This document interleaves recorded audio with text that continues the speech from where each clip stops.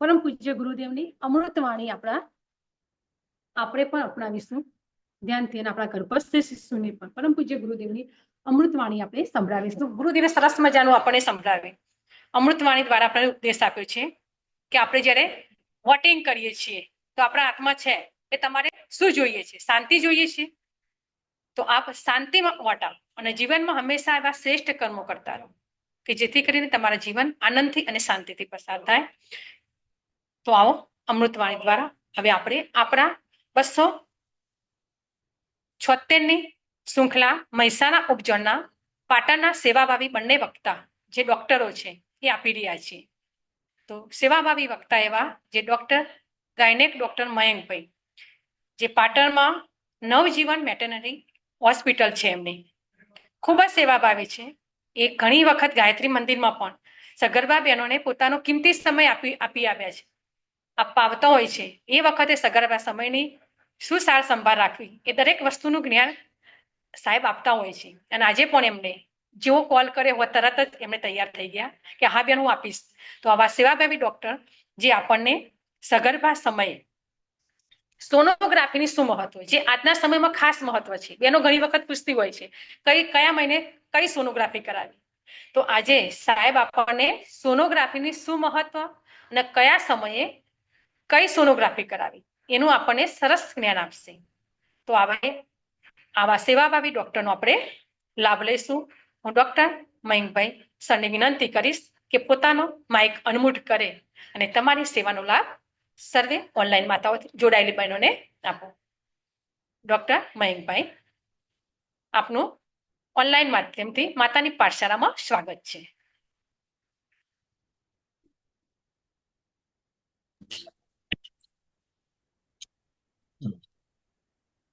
Welcome. નમસ્તે સંગીતાબેન.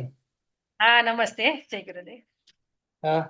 આજનું આજે જે ઓનલાઈન ગર્ભ સંસ્કારનું જે સેશન ગોઠવ્યું છે, અને જે અવાજ સંભળાય છે ને સંગીતાબેન? Okay okay okay. જે આજે ઓનલાઈન ગર્ભ સંસ્કારનું જે સેશન તમે ગોઠવ્યું એ બદલ તમને અને તમારી ટીમ, તમારા જે કાર્યકરો છે એમને ખૂબ ખૂબ આભાર. અને આજે આ ઓનલાઈન સેશનમાં જે પણ બહેનો, સગર્ભા બહેનો જોડાયેલી છે એને હું દિલથી આવકારું છું અને એમનો પણ આભાર. હું મારો પરિચય આપું તો હું પોતે ગાયનેકોલોજીસ્ટ છું અને એક સોનોગ્રાફર તરીકે કામ કરું છું, ઇનફર્ટિલિટી સ્પેશિયાલિસ્ટ તરીકે કામ કરું છું અને પાટણ ખાતે નવજીવન મેટર્નિટી હોસ્પિટલમાં ગાયનેક તરીકે કામ કરું છું. હવે આજનો જે આપણે વિષય રાખ્યો છે કે પ્રેગ્નન્સીમાં સોનોગ્રાફીનું શું મહત્વ, આ વિશે વાત કરવી છે. જનરલી મારે તો મારા જે એક્સપિરિયન્સ છે મને કે બહેનોના મુખ્ય પ્રશ્નો શું હોય છે સોનોગ્રાફીને લગતા, એ પ્રશ્નોની ચર્ચા આજે આપણે અહીંયા કરીશું. એમાં સૌથી મોટો પહેલો પ્રશ્ન એ હોય છે પ્રેગ્નન્સીમાં કે ઘણી બહેનો કહેતી હોય છે કે આપણે સોનોગ્રાફી કરાવવાથી બાળકને કે માને કોઈ નુકસાન જાય છે કે શું? જેમ કે આપણે એક્સરે પડાવવા જઈએ એટલે ડોક્ટર ના પાડે કે ભાઈ પ્રેગ્નન્સી હોય તો એક્સરે ન પડાય. બીજું સીટી સ્કેન કરાવવા જઈએ તો આપણને ડોક્ટર ના પાડે કે પ્રેગ્નન્સીમાં સીટી સ્કેન ના કરાય. એટલે ઘણી વખતે બહેનો પૂછે છે કે સોનોગ્રાફી એક વખત કરતા વધારે વખત કરાવીએ તો બાળકને કે માને કઈ નુકસાન જાય? આ પ્રશ્ન બહુ વખતે બહેનોના મગજમાં આવતો હોય એટલે પહેલો પ્રશ્ન મેં જ રાખ્યો છે. અને એનો જવાબ છે કે સોનોગ્રાફીના લીધે તમે એક વખત કરો, 2 વખત કરો, 50 વખત કરો, કોઈ શરીરને કોઈ નુકસાન જતું નથી. કારણ કે સોનોગ્રાફીમાં કોઈ એક્સરે કિરણોનો ઉપયોગ થતો નથી. સોનોગ્રાફીમાં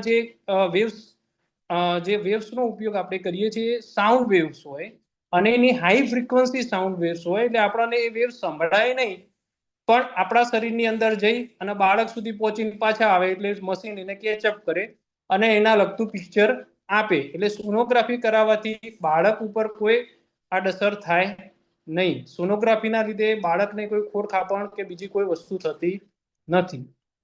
તો બીજો એક પ્રશ્ન એવો હોય કે સોનોગ્રાફી સિવાય બીજો કયો ટેસ્ટ કરાવી શકે જેના લીધે બાળકને નુકસાન ના થાય? તો સીટી સ્કેન અને એક્સરે ના પડાવાય પણ MRI એ પણ મેગ્નેટિક રેઝોનન્સ વેવ્સ હોય એટલે MRI પણ બાળક માટે સેફ હોય.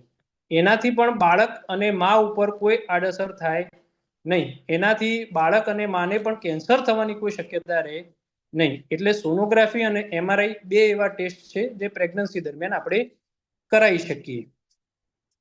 બીજો પ્રશ્ન એવો હોય છે કે સોનોગ્રાફી કેટલી વખત કરાવવી જોઈએ. ઘણી વખતે અમારી જોડે પેશન્ટ આવે અને એવું કે ભાઈ સાહેબ 5મા મહિને ડાયરેક્ટ આવી જાય કે સાહેબ એક જ સોનોગ્રાફી તમે આમાં બધું કહી દો કે અમને બધું બાળક સારું છે કે નહીં. આમ સોનોગ્રાફી આઈડિયલી એક જ વખતમાં બધું જ આપણે જોઈ શકીએ એવું નથી હોતું. સોનોગ્રાફીમાં અમે અમુક સમયાંતરે જેમ કે 1.5 મહિનાની સોનોગ્રાફી હોય, 3 મહિનાની સોનોગ્રાફી હોય, 5 મહિને સોનોગ્રાફી હોય, 7 કે 8 મહિને આપણે કરતા હોઈએ. ઘણી વખતે જરૂર પડે તો 9મા મહિને પણ સોનોગ્રાફી કરતા હોઈએ. એટલે એક જ સોનોગ્રાફીમાં ઘણી વખતે બહેનો કહેતી હોય કે બધું જ જોઈ લો સાહેબ, પણ એ પોસિબલ નથી. હા, આમ નોર્મલી ખોડ ખાપણ આવવાની શક્યતા જો બાળકમાં આપણે ગણીએ ને એનો ઇન્સિડન્સ એટલે આવવાની શક્યતા આપણે ગણતા હોઈએ તો 101 બાળકને ખોડ ખાપણ નાની મોટી કે જીવલેણ ખોડ ખાપણ હોઈ શકે. એટલે કે 100માંથી 99 બાળકો તો સારા જ આવવાના છે. એમને તમે સોનોગ્રાફી કરી અને ખોડ ખાપણ જુઓ તો બી બરાબર, અને ના જોયેલું હોય તો પણ ચાલી જાય. એટલે 99 બાળકો સારા હોય, પણ જે એક બાળક માટે આપણે જોવાનું હોય એની જે મેઇન ખોડ ખાપણની સોનોગ્રાફી હોય આપણે 5 મહિના પૂરા થાય ત્યારે કરવાની હોય. એટલે ઘણી વખતે બહેનો એમ જ કહેતી 5 મહિને એક જ વખત જોઈએ તો ચાલે. એનો જવાબ હું ફરીથી પાછળ બીજા એક પ્રશ્નમાં આપીશ, પણ એકલી 5 મહિનાની સોનોગ્રાફીથી ના ચાલે. જો આપણે 100% વસ્તુ જોવી હોય, જે એક બાળક માટે જ આપણે જોવાનું છે, 99 બાળકો માટે કશું જ નથી જોવાનું, એ પણ જોવું હોય તો આપણે 1.5 મહિને, 3 મહિને, 5 મહિને અને 7 મહિને એમ એટલીસ્ટ 4 સોનોગ્રાફી તો કરાવવી પડે.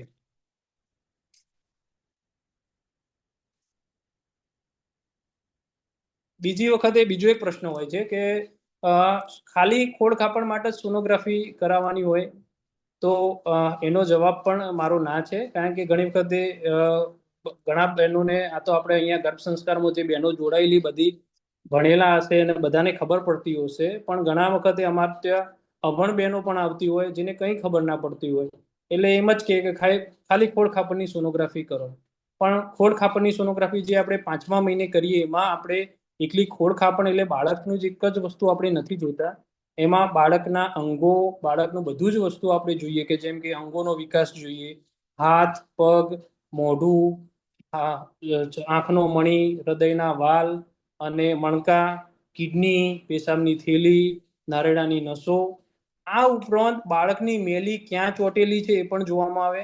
બાળકની મેલી ઘણી વખતે મુખ ઉપર ચોટેલી હોય, અને મુખ ઉપર હોય, નીચે ગર્ભાશયના મુખ ઉપર હોય તો એ એક તકલીફ કરી શકે. કે એમાં ઘણી વખતે ઘણી બહેનોને મુખ ઉપર મેલીનો ભાગ હોય તો પછી એ બહેનોને બ્લીડિંગ થવાની શક્યતા વધારે હોય. એવી બહેનોને આપણે આરામ કરવાની કે ભારે કંઈ પણ કામ ના કરવાની સલાહ આપતા હોઈએ છીએ. એટલે બીજી વસ્તુ, બાળકનું પાણી પણ જોવાનું હોય.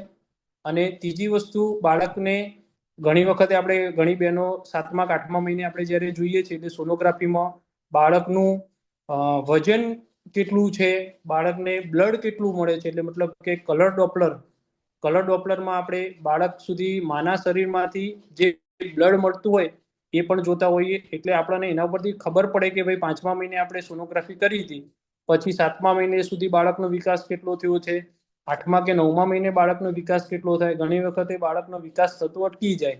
એને અમારી ભાષામાં IUGR કહેવાય છે. ઘણી વખતે કેવું હોય કે બાળક 5 મહિને નોર્મલ વિકાસ હોય અને 7મા મહિને કે 8મા મહિને એનો વિકાસ ઓછો થતો હોય છે. એટલે એવા કેસમાં IUGR વાળા બાળકમાં બાળકને બ્લડ મળે છે કે નથી મળતું, અને મળે છે તો પૂરતા પ્રમાણમાં મળતું ક્યાં સુધી મળે છે, અને કેટલો ટાઈમ આપણે રાહ જોઈ શકીએ. તો એવા બાળકની ડિલિવરી ક્યારે કરાવી એ બહુ જ મહત્વનું હોય. વહેલા ડિલિવરી કરાવવાથી આવા બાળકને પણ નુકસાન જાય કે બાળક પ્રીમેચ્યોર પેદા થાય. પ્રીમેચ્યોર પેદા થાય તો એને આપણે બાળકને પેટીમાં રાખવું પડે, અને લાંબો સમય પેટીમાં રાખવાથી એના અંગોનો વિકાસ પણ ઘણી વખતે ઓછો થાય. જેમ કે સાંભળવાની પ્રક્રિયા અને જોવાની પ્રક્રિયા, જોવા માટે આંખનો વિકાસ થવા માટે પણ અમુક સમય સુધી બાળકની મેચ્યોરિટી માના શરીરમાં રહેવી જરૂરી છે. બીજી વસ્તુ, ફેફસા કમજોર આવી શકે. એટલે વહેલા ડિલિવરી કરાવવાથી પણ આવા બાળકોમાં તકલીફ થતી હોય છે. અને મોડા ડિલિવરી કરાવવામાં જો બાળકને બ્લડ મળતું એકદમ ઓછું થઈ જાય અને એકદમ ઓછું થઈ જાય પછી બાળકને જો બ્લડ ના મળે ને બાળક પેટમાં શોર્ટ થઈ જાય એટલે ઘણી વખત પેટમાં ખરાબ થઈ જાય તો પણ તકલીફ થઈ જતી હોય છે. એટલે આવા ટાઈમે જેમ કે 7મા કે 8મા મહિને જે સોનોગ્રાફી આપણે કરતા હોઈએ એ ગ્રોથ સ્કેન પણ એટલો જ ઇમ્પોર્ટન્ટ છે જેટલો આપણે 5 મહિને ખોડખાંપણની સોનોગ્રાફી કરવા માટેની હોય છે. બીજી વસ્તુ સોનોગ્રાફી કરવાથી શું ફાયદા થાય? સૌથી પહેલા ઘણી વખત અમારે ત્યાં બહેનો આવતી હોય અને પછી 9 મહિનાને આપણે નોર્મલ પ્રેગ્નન્સી જે હોય છે ને એ 40 દિવસની માના શરીરમાં બાળક 40 અઠવાડિયા સુધી માના શરીરમાં રહેતું હોય છે. નોર્મલી બાળકની જ્યારથી બાળક પ્રેગ્નન્સી રહે ત્યાંથી 40 અઠવાડિયા પછીની ડિલિવરીની તારીખ આપણે આપીએ એને એક્સપેક્ટેડ ડેટ ઓફ ડિલિવરી કહેવાય. એ 9 મહિના અને 7 દિવસે હોય એટલે 9 મહિના પૂરા થાય પ્લસ 7 દિવસ ઉમેરીને એની તારીખ આપતા હોઈએ. એટલે ઘણી વખત એ બહેનો અમારે આવે અને અમે કહીએ કે 9 મહિના 7 દિવસ પૂરા થઈ ગયા, 9 મહિના 10 દિવસ પૂરા થઈ ગયા છે એટલે 40 અઠવાડિયા પૂરા થઈ ગયા, 41 અઠવાડિયા રનિંગ છે, હવે આવા કેસમાં આપણે ડિલિવરી કરાવી દેવી જોઈએ. એટલે ઘણી વખતે અમારે બેનો પ્રશ્ન પૂછે કે ભાઈ અમારા તો કોઈ રિલેટિવ એવું હતું કે જેને 11મા મહિને ડિલિવરી થઈ હતી તો 12મા મહિને ડિલિવરી થઈ હતી. આવું પોસિબલ નથી, શક્ય નથી, કારણ કે અમારી એલોપેથીના પ્રેક્ટિસમાં પણ અને આયુર્વેદિકમાં પણ બાળકનું જે જર્ની છે માના શરીરમાં એ 40 અઠવાડિયાની જ છે.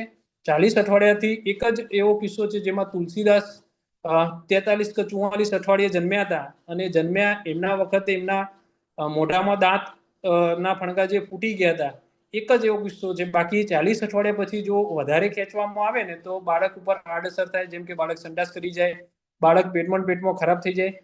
આવું શક્ય નહીં. એના માટે સૌથી પહેલી સોનોગ્રાફી અમે એટલે ઘણી વખત બહેનો કહેતા હોય કે તમારે જે પડોશી હશે કે તમારું કોઈ રિલેટિવ હશે એમની ડિલિવરી 11મા મહિને થઈ શકે. હા, એમને માસિક અનિયમિત આવતું હોય કે માસિક જ 2 મહિને કે 1.5 મહિને કે 3 મહિને આવતું હોય તો આવા કેસમાં શું થાય કે બીજ જ લેટ બન્યું હોય અને બીજ જ લેટ ફૂટ્યું હોય એટલે બાળક લેટ રહેલું હોય. એવા કેસમાં સૌથી પહેલી સોનોગ્રાફી 1.5 મહિને કે 2 મહિને આપણે કરીએ એનો સૌથી મોટો ફાયદો હોય કે જ્યારે આપણે 1.5 મહિને કે 2 મહિને આપણે સોનોગ્રાફી કરીએ એમાં આપણે બાળકની એક્ઝેક્ટ ડેટ નક્કી કરતા હોઈએ છીએ કે એક્ઝેક્ટ ડેટ એટલે કે એક્ઝેક્ટ એની ઉંમર કેટલી થઈ. મતલબ કે 1.5 મહિને સોનોગ્રાફી કરી, માસિકની તારીખ પ્રમાણે એમનો 1.5 મહિનો છે અને સોનોગ્રાફી કરી ત્યારે બાળક જસ્ટ દેખાતું 1 મહિનો 2 દિવસ જેટલું હોય, ઘણી વખત પાછળથી રહ્યું હોય, ઘણી વખતે માને 2 મહિના થઈ ગયો અને બાળકની સોનોગ્રાફી કરીએ અને સોનોગ્રાફી બાળક 6 અઠવાડિયાનું હોય તો આના ઉપરથી આપણે એ નક્કી કરતા હોઈએ કે બાળક 15 દિવસ લેટ રહેલું છે. તો એની માની જે તારીખ હોય, ધારો કે 2 મહિના એને LMP પ્રમાણે આજે ધારો કોઈ 14/2 થઈ અને એને 14/12ની તારીખ છે ને 2 મહિને બતાવવા આવ્યા છે પણ આજે આપણે સોનોગ્રાફીમાં જોયું તો એમને 6 અઠવાડિયાનો જ ગર્ભ છે. તો આવી બહેનોની તારીખ ચેન્જ કરતા હોઈએ, 15 દિવસ લેટ કરીએ, જેમ કે 14/12ની જગ્યાએ પછી એમને 28 કે 29/12થી તારીખ ગણવાની અને ત્યારથી આપણે આજથી મહિના ગણીએ તો આજે 1.5 મહિનો થાય. એટલે સૌથી પહેલી સોનોગ્રાફી 1.5 મહિને કે 2 મહિને આપણે જે કરીએ એનું ઇમ્પોર્ટન્સ આ છે કે આપણે બાળક એક્ઝેક્ટ ટાઈમે રહેલું છે કે નહીં. બીજી વસ્તુ, એક્ઝેક્ટ ટાઈમે રહેલું છે તો આપણા માસિકની તારીખ પ્રમાણે આપણા બાળકનો વિકાસ છે કે નહીં. આવા કેસમાં જ્યારે તારીખ આપણી પહેલી સોનોગ્રાફી પ્રમાણે તારીખ ફિક્સ થઈ જાય પછી 40 અઠવાડિયા પછી એની EDD એક તારીખ આપીએ. જેમ કે બહેનો પૂછે કે સાહેબ ડિલિવરીની તારીખ આપો, એટલે ડિલિવરીની તારીખ એટલે એક્સપેક્ટેડ ડેટ ઓફ ડિલિવરી એટલે કોઈ એક દિવસે ડિલિવરી થાય એવું જરૂરી નથી પણ એપ્રોક્સિમેટલી કે એક તારીખ છે જેની આસપાસ ડિલિવરી થવાની શક્યતા હોય. એટલે 1.5 કે 2 મહિનાની સોનોગ્રાફીનું સૌથી ખાસ ઇમ્પોર્ટન્ટ એ છે કે ભાઈ તારીખ નક્કી કરી શકાય. બીજી વસ્તુ કે બાળકના ધબકારા આવેલા છે કે નહીં. જેમ કે ઘણી વખત 1.5 મહિના 2 મહિના થઈ જાય, આમ બાળકના ધબકારા માના શરીરમાં જ્યારે પ્રેગ્નન્સી રહે એના 5 અઠવાડિયા અને 5 દિવસે એના ધબકારા આવી જવા જોઈએ. મતલબ કે 5.5 થી 6 અઠવાડિયે એના ધબકારા આવી જવા જોઈએ. એના પછી ના આવે તો એને મિસ એબોર્શન કહેવાય. મતલબ એના ધબકારા નથી, બાળક સારું નથી. આવું થવાનું મુખ્ય કારણ, બાળક સારું ના હોય એનું મુખ્ય કારણ જીનેટિક હોતો થાઇરોઇડ છે કે હોર્મોનલ ચેન્જીસ હોઈ શકે. પણ એ સૌથી પહેલી સોનોગ્રાફી કરવાનું જે 1.5 મહિને 2 મહિને આપણે જે સોનોગ્રાફી કરી એ બીજું મુખ્ય કારણ, બીજું મુખ્ય જે જોવાનું છે એના ધબકારા છે કે નહીં. પહેલી તારીખ નક્કી કરવાની, બીજું ધબકારા અને ત્રીજું ઘણી વખત એ 2 બાળકો હોય તો 2 બાળકો ડાયઝાયગોટિક ટ્વિન્સ કે મોનોઝાયગોટિક ટ્વિન્સ છે. ડાયઝાયગોટિક ટ્વિન્સ એટલે મતલબ કે બે શુક્રાણુ અને બે ઓવમ એટલે બંને ભેગા થઈ અને જે બે બાળક બનાવીને ડાયઝાયગોટિક ટ્વિન્સ કહેવાય. મોનોઝાયગોટિક ટ્વિન્સ એટલે એક જ શુક્રાણુ અને એક જ અંડકોષ ભેગા થઈને એક બાળક બને. પણ એક જે બાળક બને એ શરૂઆતના બને એવું 48 કલાક કે 72 કલાકની અંદર જ એના બે ભાગ થઈ જાય તો એ બે બાળકો તરીકે વિકસે એ આપણે શરૂઆતની સોનોગ્રાફીમાં એક્ઝેક્ટલી આપણે જોઈ શકીએ. કારણ કે 1.5 મહિને કે 2 મહિને જે સોનોગ્રાફી કરીએ ને એમાં આપણે એક્ઝેક્ટલી નક્કી કરી શકીએ કે આ મોનોઝાયગોટિક ટ્વિન્સ છે કે ડાયઝાયગોટિક ટ્વિન્સ છે. કારણ કે મોનોઝાયગોટિક ટ્વિન્સમાં જે પણ હોય એ બે એક જ હોય. ધારો કે બાબા હોય તો બે બેબી હોય અને બીજી એક વસ્તુ બે એકદમ એક જ સેમ દેખાતા હોય. એ બંનેનું દેખાવ કે આપણે ઘણી વખત બે ભાઈઓ જોઈએ તો બે એક જ જેવા છે, ઘણી વખત બે બહેનો જોઈએ જે એક જ જેવી છે.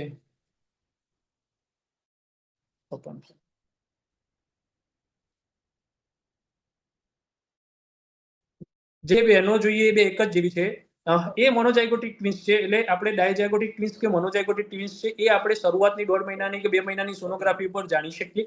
અને એનાથી એ જાણવું પણ એટલા માટે જરૂરી છે કે જો ઇન કેસ ડાયઝાયગોટિક ટ્વિન્સ હોય મતલબ કે બે શુક્રાણુ બે અંડકોષ ભેગા થઈને બે બાળકો બન્યા હોય તો એવા કેસમાં જોખમ ઓછું રહે માને કે એક બાળક અને બીજું બાળક બંને અલગ અલગ છે. બંનેના પ્લેસેન્ટા મતલબ ઓળનો ભાગ પણ અલગ હોય, બંનેનો ગર્ભજળ પણ અલગ હોય.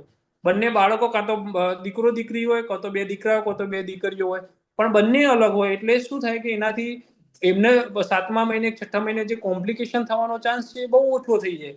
કારણ કે એવા કેસમાં બંને અલગ અલગ ડેવલપ થાય પણ એક જ પેટીમાં રહે, માના એક જ શરીરમાં રહે એટલે એમાં કોમ્પ્લિકેશન ઓછા થાય. પણ મોનોઝાયગોટિક ટ્વિન્સ છે જેમાં એક જ અંડકોષ અને એક જ શુક્રાણુ ભેગા એક જ અંડકોષ અને એક શુક્રાણુ ભેગા થઈને એક બાળક બનાવે અને એ બાળક શરૂઆતના કોઈ કારણોસર બે ટુકડામાં વેચાઈ જાય તો એ બે બાળકો અલગ અલગ વિકસે. એ બે બાળકોમાં ઘણી વખતે એક જ ગર્ભજળ હોય, ઘણી વખતે અલગ અલગ ગર્ભજળ હોય પણ એમની ઓળનો ભાગ એક જ હોય.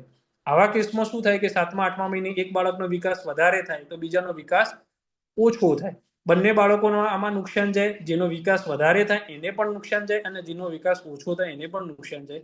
એટલે આ જો શરૂઆતની 1.5 કે 2 મહિનાની સોનોગ્રાફી આપણે કરેલી હોય તો આ બધી જ વસ્તુ આપણે એક્યુરેટલી જોઈ શકીએ અને એના ઉપરથી આગળની આપણી ટ્રીટમેન્ટ શું કરવાનું છે અને શું નથી કરવાનું એ પણ આપણે જાણી શકાય. બીજી વસ્તુ ખોડ ખાપણ જાણી શકીએ સોનોગ્રાફીથી. સોનોગ્રાફીથી સૌથી પહેલી આપણે ખોડ ખાપણ જાણવા માટે જે 3 મહિનાની આપણે જે સોનોગ્રાફી હવે કેવું છે કે મશીનો અને બધું સારું વિકસાત આવી ગયું છે એટલે આપણે 3 મહિને જે સોનોગ્રાફી કરીએ એમાંથી 70 થી 80% જેટલી ખોડ ખાપણ આપણે જોઈ શકતા હોઈએ છીએ. શરૂઆતની જે 3 મહિનાની આપણે સોનોગ્રાફી કરીએ એમાં બાળકના માથાનો વિકાસ થયો છે કે નહીં, બાળકને જડબાનો મોઢાના જડબાનો વિકાસ થયો છે કે નહીં, બાળકને નાકના હાડકાનો વિકાસ થયો છે કે નહીં, બાળકની આંખનો મણી બન્યો છે કે નહીં. અને બીજી ખાસ એક વસ્તુ 3 મહિનાની સોનોગ્રાફીમાં આપણે બાળકના હાથ અને પગ બહુ જ સારી રીતે જોઈ શકીએ. કારણ કે બાળક એકદમ નાનું હોય, બાળક 10 થી 20 ગ્રામનું જ હોય અને સોનોગ્રાફીના પ્રોબમાં એક આખું બાળક સરસ રીતે દેખાઈ શકે એટલે આપણે હાથ અને પગની પોઝિશનો સારી રીતે જોઈ શકીએ. એટલે જે સોનોગ્રાફી આપણે 5 મહિને 6 મહિને ખોડ ખાપણ કરીએ એમાં આ પોઝિશન બાળકની જે જોવાની હોય હાથની પગની એ આપણે એટલી સારી રીતે ના જોઈ શકીએ. એટલે 3 મહિનાની સોનોગ્રાફી એટલે જ ખાસ મહત્વની. બીજી વસ્તુ 3 મહિનાની સોનોગ્રાફીમાં ઘણી વખતે હૃદયમાં કાણું છે કે નહીં, હૃદયની જે નસો મુખ્ય નસો છે એ યોગ્ય રીતે જોડાયેલી છે કે નહીં, ગરદનની ચામડી જાડી છે કે પતલી છે, એના પરથી બાળકને રંગસૂત્રની તકલીફ જેવી કે ડાઉન સિન્ડ્રોમ આવવાની શક્યતા છે કે નહીં. આપણે ઘણી વખતે આપણી સોસાયટી કે આપણે આપણા ગામમાં કે બધી જગ્યાએ આપણે ઘણા બાળકો એવા જોતા હોઈએ કે જેને બહાર જીભ લબડતી હોય અને મોઢામાંથી થોડું પાણી પડતું હોય, એનો આઈક્યુ પાવર ઓછો હોય, એને કોઈ ખોડ ખાપણ ના હોય પણ એ બાળકો અલગ રીતે તરી આવતા હોય. એ બાળકોને ડાઉન સિન્ડ્રોમ હોતો હોય છે. એટલે બાળકને ડાઉન સિન્ડ્રોમ હોય તો એ આપણે 3 મહિનાની સોનોગ્રાફી જે જોઈએ એમાં ગરદનની ચામડી જાડી હોય તો આપણે એની સાથે સાથે માની બ્લડનો પણ રિપોર્ટ કરાવી શકીએ અને માનો બ્લડનો રિપોર્ટ કરાવીને આપણે એક્ઝેક્ટલી નક્કી કરી શકીએ કે ભાઈ આ બાળકને કોઈ તકલીફ આવશે કે એને ડાઉન સિન્ડ્રોમ આવવાની શક્યતા છે કે નહીં એ જાણી શકીએ. એટલે 3 મહિનાની જે પહેલા મેં વાત કરી 1.5 મહિનાની સોનોગ્રાફીનું શું મહત્વ, એમાં આ 3 મહિનાની સોનોગ્રાફીમાં પણ આટલે આપણે 70% સુધીની ખોડ ખાપણ, બે કિડનીઓ છે કે નહીં, પેશાબની થેલી બની છે કે નહીં, આ બધી આપણે વસ્તુ જોઈ શકતા હોઈએ છીએ. હવે પછી 3 મહિનાની સોનોગ્રાફી પછી આપણે 6ઠ્ઠા મહિને 5 મહિના પૂરા થયા પછી આપણે જે સોનોગ્રાફી કરીએ એમાં બાળકને સંપૂર્ણ વિકાસ થઈ જતો હોય એટલે મતલબ કે બંને હાથ બની જતા હોય કમ્પ્લીટલી, બંને પગ બની ગયા હોય, 3 મહિનામાં પણ હાથ પગ બન્યા હોય પણ એ મોટા થાય. બીજી વસ્તુ, એને કરોડરજ્જુ બની જાય, એને આખું મોઢું બની જાય, હોઠનો આકાર બની જાય, નાકનો આકાર, અને બીજી આંખનો મણી નાનું, અને બીજી એક વસ્તુ જે ખાસ 5 મહિને 6 મહિને આપણે જોતા હોય, કિડનીઓ બંને બંને બની જાય, પેશાબની થેલી, નારેડાની ટોટલ 3 નસ છે કે 2 નસ છે. અને ખાસ એક વસ્તુ જે જોઈએ છે, હૃદયની સોનોગ્રાફી આપણે 5 મહિના પૂરા થયા પછી કરતા હોઈએ. હૃદયની સોનોગ્રાફીમાં એક વસ્તુ એવી હોય કે હૃદયમાં 4 ખાનાવાળું હૃદય હોય છે. એમાં મુખ્ય ઘણી વખત ઘણા બહેનોને પાછળથી ખબર પડે છે કે ભાઈ બાળક જન્મ્યું અને એને શ્વાસ લેવાની તકલીફ પડતી હોય એટલે ખબર પડે કે ઇકો કરાવીએ એટલે આપણે જોઈએ કે હૃદયમાં કાણું છે, કાં તો હૃદયની વેસલ્સ જે નસો છે આડી હવડી જોડાયેલી છે, કાં તો હૃદયની વેસલ્સમાં સોકડી થઈ ગયેલી છે, નસો એકદમ સોકડી છે. આ બધી વસ્તુઓ આપણે હૃદયનો એટલે 5 મહિનાની જે પૂરી થઈને 6ઠ્ઠો મહિનો બેસે જે સોનોગ્રાફી કરીએ ને, એમાં હૃદયનો ફિટલ ઇકો મતલબ કે બાળકના હૃદયની સોનોગ્રાફી આપણે કરીએ છીએ. એમાં મુખ્ય મોટાભાગના 90 થી 95% જે કન્જનાઇટલ હાર્ટ ડિસીઝ, જે જન્મજાત બાળકને હૃદય રોગની ખામી આવે છે, એ આપણે જાણી શકીએ છીએ. અને ઘણી વખત એવી ખામી હોય કે ભાઈ એક એક જ ભાગનું આખું હૃદય જ કામ કરતું ના હોય, જેમ કે ડાબું હૃદય કામ કરતું બંધ થઈ ગયું હોય, જમણું હૃદય કામ કરતું બંધ થઈ ગયું હોય. આવા બધા કેસોમાં બાળકને ડિલિવરી જ કરાવી દેવાની 5 મહિને કે 6 મહિને, આપણને ખબર પડે ત્યારે 5.5 મહિને. એવા બાળક કારણ કે બહાર આવીને જીવી શકવાના નથી, એટલે આવી ખોડખાંપણો એ વખતે આપણે ખાસ જોતા હોઈએ છીએ. અને સૌથી બીજી એક વસ્તુ, નાનું મગજનો વિકાસ 24 અઠવાડિયે પૂરો થઈ જાય, એટલે નાનું મગજ કમ્પ્લીટ ડેવલપ થઈ ગયું છે કે નહીં, એ પણ આપણે 22 થી 24 અઠવાડિયે, જેમ કે 6ઠ્ઠા મહિનાની સોનોગ્રાફીમાં જોઈ શકીએ. એટલે 6ઠ્ઠા મહિનાની સોનોગ્રાફી આપણે બધું જ કમ્પ્લીટ. બીજી એક વસ્તુ, મેલીનો ભાગ પણ ક્યાં ચોટેલો છે, મેલી ઉપરના ભાગે છે કે નીચેના ભાગે છે, જો નીચેના ભાગે હોય તો શું તકેદારી રાખવી, બધું જ આપણે 5મા મહિના પૂરા થયા પછીની સોનોગ્રાફીમાં આપણે જોઈ શકીએ છીએ.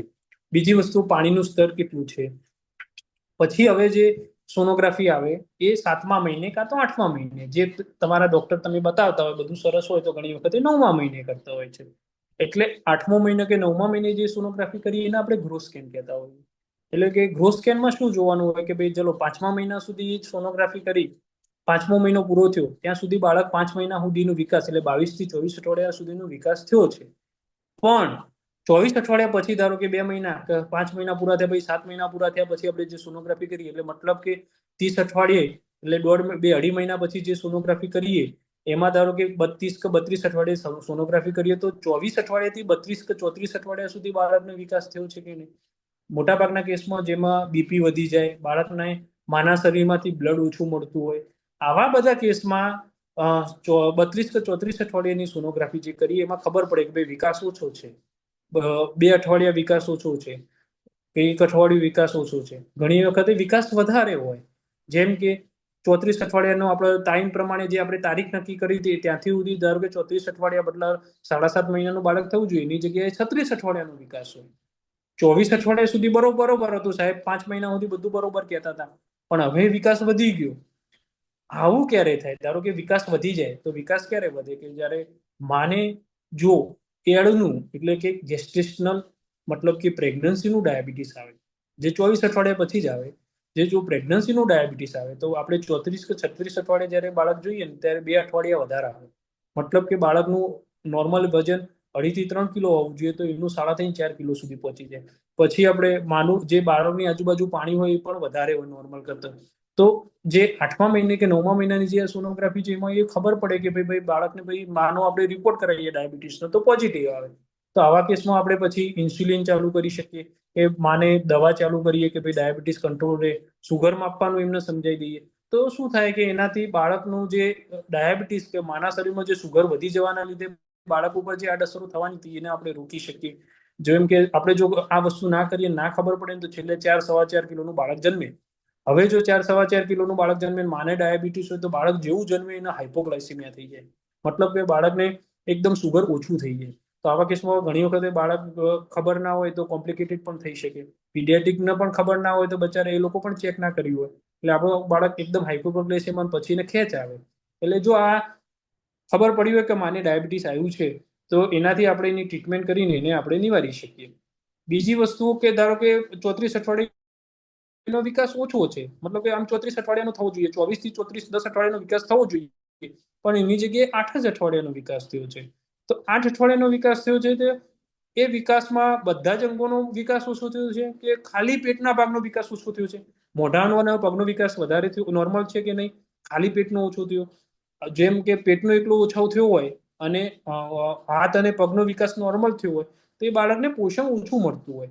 જેમ કે આપણે મોટા માણસ હોઈએ, ધારો કે આપણું વજન 50 કિલો હોય અને આપણને ખાવા પોષણ ઓછું મળે તો 40-45 કિલો થાય, તો આપણા હાથ પગ તો એવડા જ રહે, પતલા થઈ જાય, પ્લસ પેટ એકદમ દબાઈ જાય. એમ બાળકનું પણ આપણે પેટના પેરામીટર જોઈએ તો પેટનું પેરામીટર એકદમ ઓછું આવે, હાથ પગ નોર્મલ આવે. એવા કેસોને આપણે આયુજીઆર કહેવાય.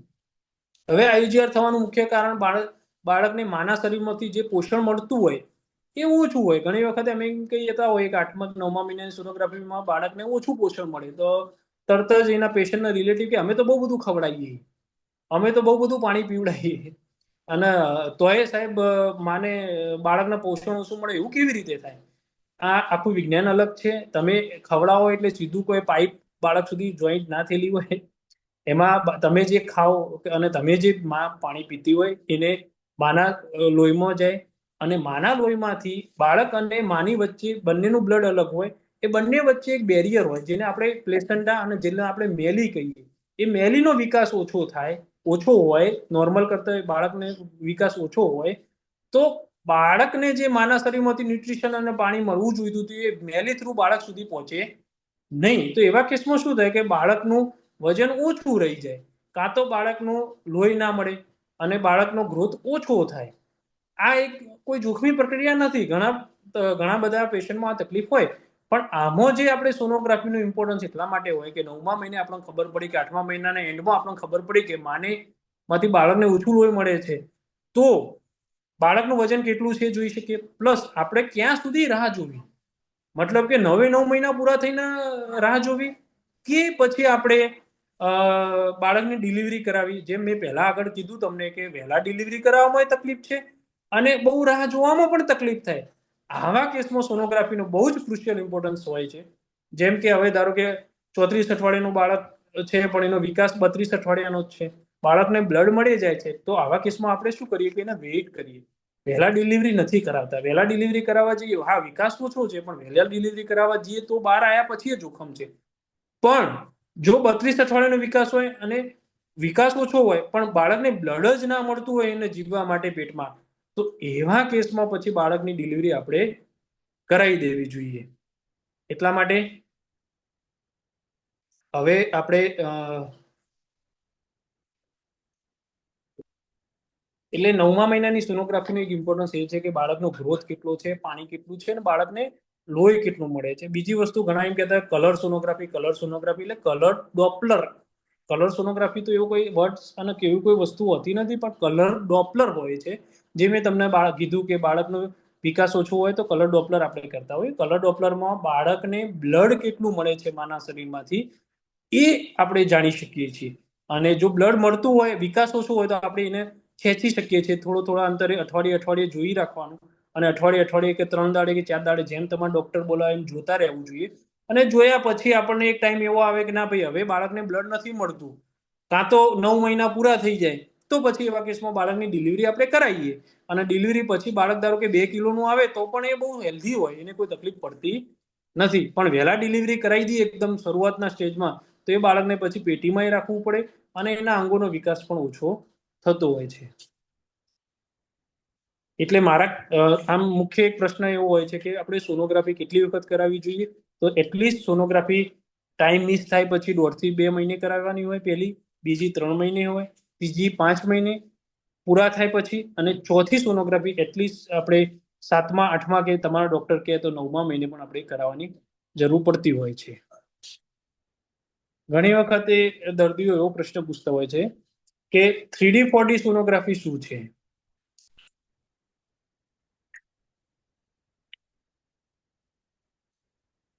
3D 4D સોનોગ્રાફીમાં જે આપણે નોર્મલી જોતા હોય 2D સોનોગ્રાફી છે, એટલે બાય ડાયરેક્શનલ છે.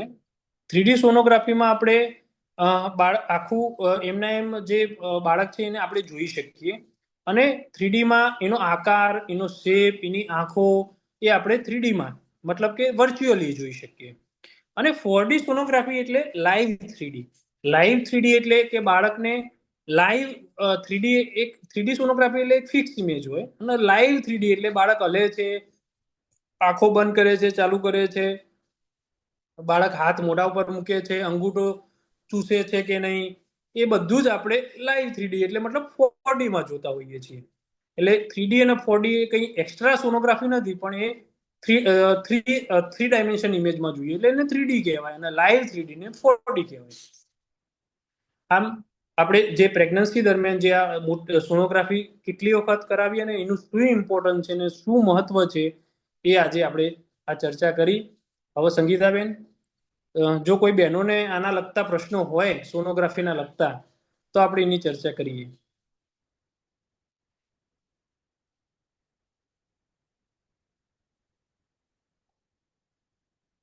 સંગીતાબેન આ ચર્ચા.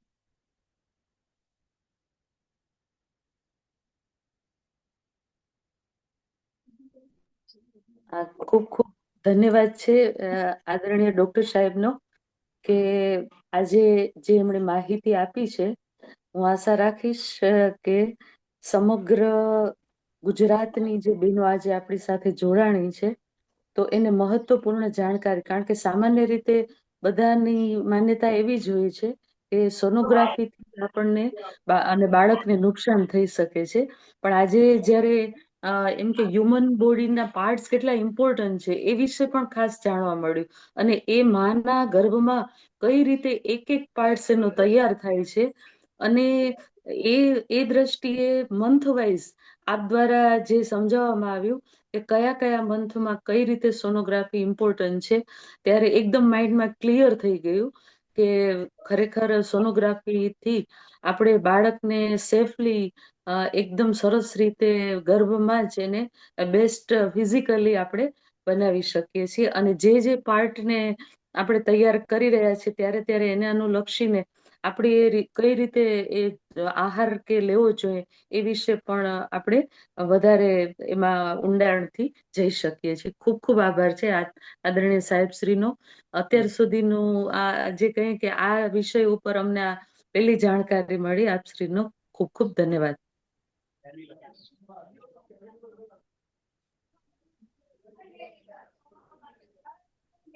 હા, પ્રશ્ન છે ભારતીબેન. હા, ચેટ બોક્સમાં એક પ્રશ્ન આવ્યો છે સાહેબ. એક જ મિનિટ, ચેટ બોક્સ ક્યાંથી ઓપન થશે? હા હા, જિગ્નેશભાઈ, ઓકે, ભાટિયા. હા સર, મારે થર્ડ સોનોગ્રાફી કરાવી, આમાં પ્લેસેન્ટા પોસ્ટિરિયર લો લાઈન છે, તો પ્લેસેન્ટાની પોઝિશન ચેન્જ થાય શકે 5 થી 6 મહિનામાં? હા, નોર્મલી થર્ડ જે આપણે 3 મહિનાની સોનોગ્રાફી કરાવીએ છીએ એમાં પ્લેસેન્ટા લો લાઈન હોઈ શકે, અને એમને લો લાઈન લખ્યું છે, મુખ ઉપર નથી. મુખ ઉપર હોય તો બી ચિંતાનો વિષય નથી. 5મા 6ઠ્ઠા મહિને જ્યારે ગર્ભાશય મોટું થતું હોય એમાં 70 થી 80% કેસમાં પળનો ભાગ ઉપર જતો રહેતો હોય છે અને નોર્મલ થઈ જતો હોય છે. લો લાઈન પ્લેસેન્ટા એ બહુ ચિંતાનો, ત્રીજા મહિનાની સોનોગ્રાફીમાં લો લાઈન પ્લેસેન્ટા ચિંતાનો વિષય નથી. એ 5મા મહિનાની સોનોગ્રાફીમાં આપણે ફરીથી એની પોઝિશન જોવાની હોય, અને પોઝિશનમાં જો 80% કેસમાં ઉપર જતો રહે, મતલબ કે ફંડસ પર તો પોસ્ટિરિયર જતું રહે, એ બહુ ચિંતાનો વિષય નથી.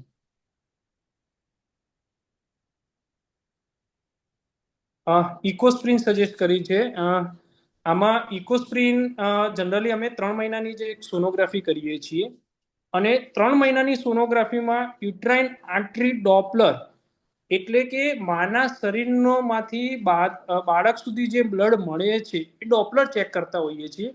અને એ ડોપલરમાં જો એબનોર્મલ આવે, મતલબ કે ડોપલર એબનોર્મલ હોય, તો એ માને 7મા કે 8મા મહિને, 6ઠ્ઠા મહિને બીપી વધવાની પોસિબિલિટી હોય છે. તો આવા કેસમાં અમે ઇકોસ્પ્રિન 3 મહિને ચાલુ કરાવી અને 34 અઠવાડિયા સુધી લેતા હોઈએ છીએ. અને આમ ઇકોસ્પ્રિનના લીધે બાળક ઉપર કોઈ આડઅસર થતી નથી. એનાથી થોડું બ્લડ પતલું થાય છે, બાકી કોઈ આડઅસર નથી.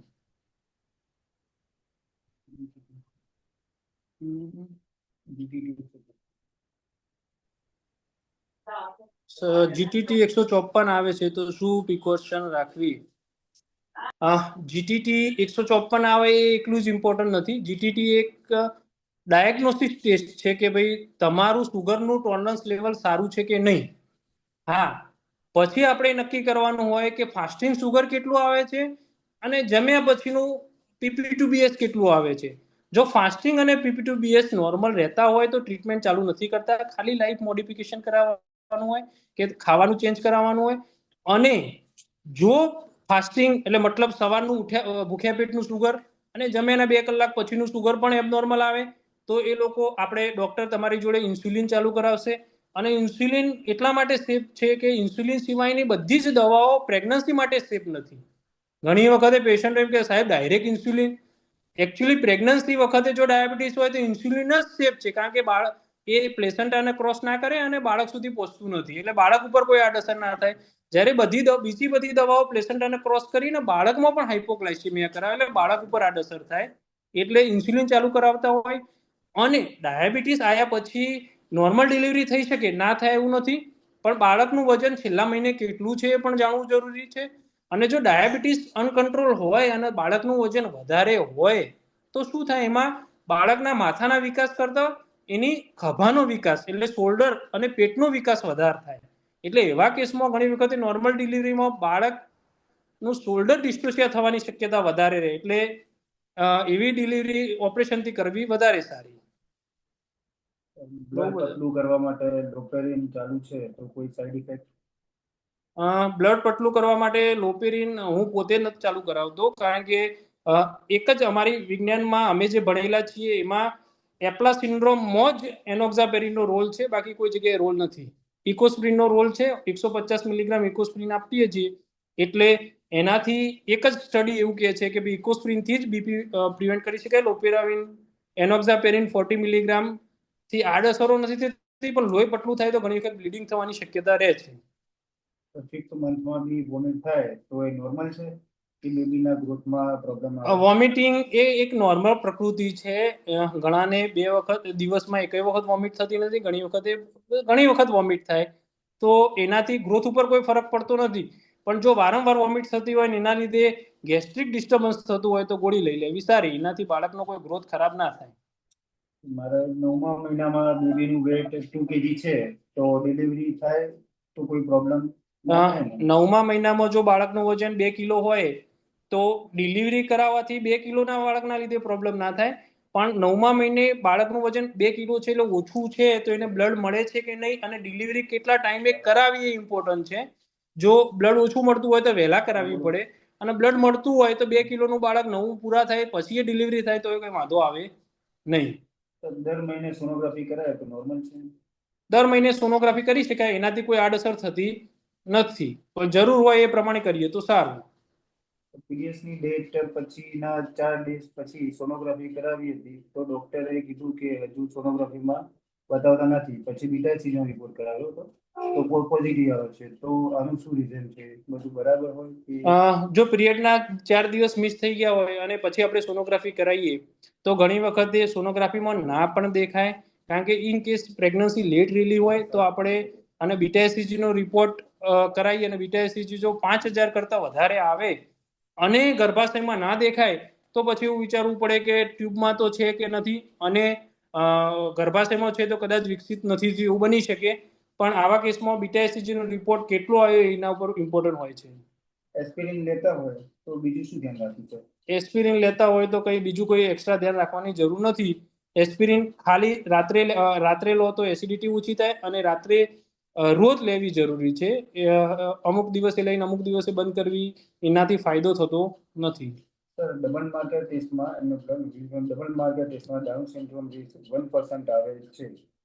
જો ડબલ માર્કર ટેસ્ટમાં ડાઉન સિન્ડ્રોમનું રિસ્ક 1% આવતું હોય, આમ જનરલી 250 1 કરતા ઓછું હોય તો અમે એવું માનીએ છીએ કે ભાઈ એ રિસ્ક ઓછું છે. 250 1 કરતા વધારે આવતું હોય તો રિસ્ક વધારે છે, એટલે 1% જો રિસ્ક આવતું હોય તો એનઆઈપીટી કરાવી લેવો જરૂરી છે. એનઆઈપીટી એક એવો રિપોર્ટ છે જે માનું બ્લડ લઈ અને બાળકની રંગસૂત્રની જાણકારી મેળવી શકીએ છીએ, અને એ કોઈ હાનિકારક નથી. હા, બાળકનું ગર્ભજળ ખેંચવું એ થોડું હાનિકારક હોતું હોય છે, એટલે એનઆઈપીટી કરાવો. એનઆઈપીટીમાં જો પોઝિટિવ આવે તો પછી આપણે બાળકનું ગર્ભજળ ખેંચવાનું હોય છે. બાકી NIPT નેગેટિવ આવે તો પછી ભૂલી જવાનું. સર 6 મંથ પ્રેગ્નન્સી છે અને બેબી મુવમેન્ટ મારો અવાજ આવે ને? અવાજ આવે છે ને? હા, તો નોર્મલ કહેવાય બેબી મુવમેન્ટ રાત્રે વધારે પડતું કરે છે તો 5મા મહિને આમ આઈડિયલી આપણને 20 અઠવાડિયા પછી જ બેબીની મુવમેન્ટ ફીલ થતી હોય. ઘણી વખત આપણા પેટમાં ગેસ ફરતો હોય તો આપણને એવું લાગે કે બેબી મુવમેન્ટ થાય છે, પણ 5 મહિના પૂરા થયા પછી બેબી મુવમેન્ટ કરતું હોય તો નોર્મલ કે વધારે કરે એ કોઈ ચિંતાની વિષય નથી. HCG ની વેલ્યુ 146.8 4 દિવસ પછી રાહ જુઓ. HCG ની વેલ્યુ 160 હોય તો 4 દિવસ રાહ જુઓ. એક HCG વેલ્યુ 5000 કરતા વધારે હોય ગર્ભાશયમાં ના દેખાય તો ચિંતાનો વિષય છે. તો મારે 5 મંથના પ્લેસેન્ટલ લોકેશન એન્ટિરિયર બતાવે છે, તો મેળીનો ભાગ નીચે જ છે, એ તો ડોક્ટરે આરામ કરવાનું સજેસ્ટ કર્યું છે. તો હવે પ્લેસેન્ટા પોઝિશન ચેન્જ થાય અને પ્લેસેન્ટાનો ભાગ બે વસ્તુ ઇમ્પોર્ટન્ટ છે. એક જો નીચે છે અને એક ગર્ભાશયના મુખને કવર કરે છે. જો ગર્ભાશયના મુખને કવર કરતો હોય તો થોડો વધારે ચિંતાનો વિષય કે એમાં બ્લીડિંગ થાય. નીચે હોય તો એટલું બધું બ્લીડિંગ થતું નથી, એ મોટા ભાગે ઉપર જતો રહેતો હોય છે. 7 મંથ પર ફનલ સર્વિક્સ આવે છે, એનું કારણ અને હવે શું તકલીફ થઈ શકે આગળ પ્રેગ્નન્સીમાં? 7મા મહિને ફનલ સર્વિક્સ આવે છે, એ જોયા પછી આપણને ખબર પડે કે સર્વાઇકલ લેન્થ કેટલી છે. પહેલું તો એક વસ્તુ, ઘણી વખતે 2.5 સેન્ટીમીટર કરતા ઓછી હોય તો આપણે ચિંતાનો વિષય છે, બાકી ચિંતાનો વિષય હોતો નથી. અને 7મા મહિને જો ફનલિંગ આવતું હોય તો પ્રોજેસ્ટ્રોન એક ટ્રીટમેન્ટ છે, જેના લીધે ગર્ભાશયના કોન્ટ્રાક્શન નથી આવતા અને આરામ કરવો જોઈએ. 4th મંથમાં ટ્રાવેલિંગ કરી શકાય બાય ટ્રેન? ટ્રાવેલિંગ માટે સૌથી બેસ્ટ છે ટ્રેન, અને ના પોસિબલ હોય તો પછી બાય કાર કે બાય પ્લેન 4 થી 7 મહિનાની વચ્ચે જઈ શકાય. 1.5 મંથ થયો છે, બટ વોમિટિંગ કે કંઈ જ થતું નથી. Normal care normal? આમ જનરલી 1.5 મહિનો થાય ને વોમિટિંગ ને કંઈ જ ના થાય તો એક વખત ખાસ ચેક કરાવવું કે બાળક નોર્મલ છે કે નહીં. નોર્મલી વોમિટિંગ થતી હોય તો આપણે એવું માની શકીએ કે ભાઈ HCG હોર્મોન વધે છે ને બાળક સારું હોઈ શકે. પણ ઘણાને એક એવી વેળ હોય કે એને કોઈ જ તકલીફ ના થતી હોય, આવામાં આપણે સોનોગ્રાફી કરાવીને ચેક કરી લેવાનું. બાળક સારું હોય તો કોઈ ચિંતાનો વિષય નથી. સર, એક એઝ અ ગાયત્રી પરિવાર એક સ્પિરિચ્યુઅલ ક્વેશ્ચન, આપ સોનોગ્રાફી ના આપ નિષ્ણાત છો, તો એ વિશે તો એઝ અ કોઓર્ડિનેટર ઉપર ગુજરાત હું આપને એક ક્વેશ્ચન કરવા માંગુ છું કે આપ કહો છો કે બાળકનું 6 મંથમાં નાનું મગજ તૈયાર થઈ જતું હોય, તો જનરલી અમે લોકો ગર્ભ સંવાદ છે કે કોઈ પણ સારી હેબિટ્સ છે એના માટે અમે સજેસ્ટ કરતા હોઈએ છીએ ગાયત્રી મંત્રના માધ્યમથી. તો એનું લાઈવ આપણે સોનોગ્રાફીમાં કે ગર્ભવતી માતાએ રેગ્યુલરલી એને કર્યું છે તો આપણે એ સોનોગ્રાફીમાં કેચઅપ કરી શકીએ કે કેમ? હા, તમારો બહુ સરસ પ્રશ્ન છે. આમ આના પછીનું મારે લેક્ચર લેવાની મારી વાઈફ છે, એટલે જી જી અમે આનું બહુ જ મેં તો હું સોનોગ્રાફી કરું એટલે ઘણા જ બધું, ધારો કે કોઈ 15 ઓગસ્ટ આવ્યું હોય તો બાળકનો હાથ માથા ઉપર હોય વારંવાર. પછી પેલું પુષ્પા પિક્ચર આવે તો પુષ્પા પિક્ચરની પોઝિશન વાળા બાળકો ઘણા જોયા.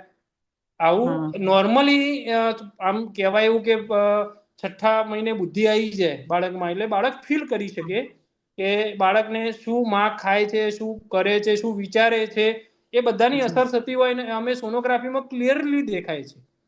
બીજી વસ્તુ અમે એ પણ અનુભવ્યું હતું, મારા પોતાના ટ્વિન્સ હતા, તો કયું બાળકની મુવમેન્ટ કેવી હતી અને એનો કેવો વ્યવહાર હતો એ બહાર આવ્યા પછી અમે એને ખબર પડે કે ભાઈ એનો અંદર પેટમાં એ વ્યવહાર એવો જ હતો કે શાંત હતું, આમ એગ્રેસિવ થઈ જતું હતું. એટલે મોસ્ટલી આમ વૈજ્ઞાનિક દ્રષ્ટિએ એવું કહેવાય છે કે બાળકના મોઢાના હાવભાવ અને બાળકના હાથની મુવમેન્ટ એ માના વિચારો સાથે સંલગ્ન હોય. હા, ખૂબ સરસ સર. તો અમે આશા રાખશું કે અમારે મહેસાણા ઉપઝોનમાંથી અમારા સંગીતાબેન પટેલ છે, એ આપના માધ્યમથી એવા રિસર્ચ પેપર અમે ત્યાં દેવ સંસ્કૃતિ વિશ્વવિદ્યાલયમાં આપી શકીએ, તો એવા એકાદ બે બાળકોનો એક્ઝામ્પલ તમારા માધ્યમથી અમને મળે એવી આશા એ અમે રાખીએ છીએ. કરવાનું અમે વિચારીએ છીએ, પણ હમણાં હું સમયનો અભાવ છે થોડો એટલે. Okay sir. હા, થેન્ક યુ.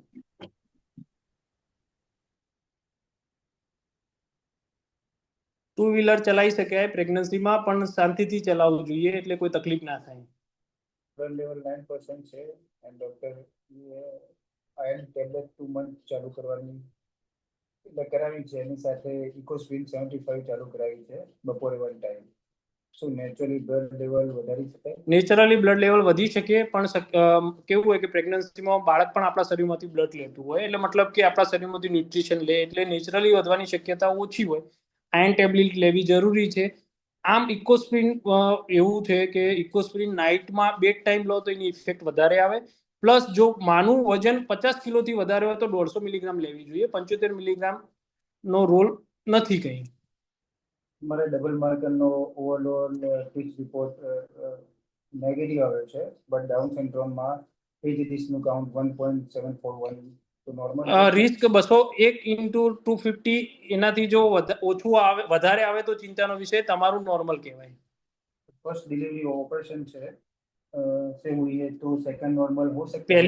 પહેલી ડિલિવરી ઓપરેશન હોય તો સેકન્ડ ડિલિવરી ઓપરેશન થવાની શક્યતા વધી જાય, કારણ કે પહેલી ડિલિવરી વખતે જે ચીરો માના શરીરના ગર્ભાશય પર મૂકેલો હોય, ચીરો કે ઘાનો રૂજ કમ્પ્લીટ ના આવ્યો હોય અને ખેંચાતા હોય તો ઓપરેશન કરવાની જરૂર પડી શકે. હા, નોર્મલ થઈ શકે, પણ થોડું જોખમ અને તકેદારી વધારે રાખવી પડતી હોય.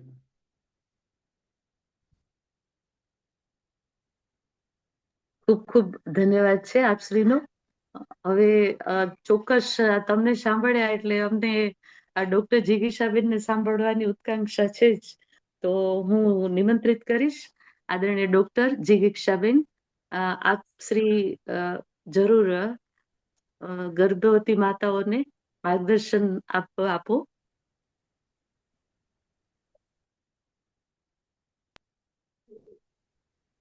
ખૂબ ખૂબ આભાર સાહેબ તમારો. હા સંગીતાબેન, નમસ્તે. હા, ફરીથી આવો તમે. હો, ફરીથી બોલાવીશું હવે તમને. ઓકે આવીશું. કઈ હા, વાંધો નહીં, જિગીશાબેન. જરૂર. હા, જિગીસીબેન વિનંતી કરીશ હા, કે જિગીશાબેન આપો. અનમ્યુટ કરે. અને જિગીસાબેન પણ એમના ધર્મપત્ની છે. બોલો, વિચાર કરો, બંને પતિ પત્ની સાથે રહીને પણ આ સેવાનું કાર્ય કરી રહ્યા છે. આયુર્વેદિક યોગાચાર્ય, અને પણ આજે હવે ગર્ભ સંસ્કારનું જે સર્ટિફિકેટ કોર્સ છે એમને કરેલો છે, અને એમનો પણ વિચાર છે કે હવે મારે પણ એના વિષયમાં ઊંડું ઉતરવું છે. તો હું જિગીસાબેનને વિનંતી કરીશ કે પોતાનું માઇક અનમ્યુટ કરે અને ઓનલાઈન માધ્યમથી જોડાયેલી દરેક બહેનોને તમારું જ્ઞાન આપે. વેલકમ જિગીસાબેન.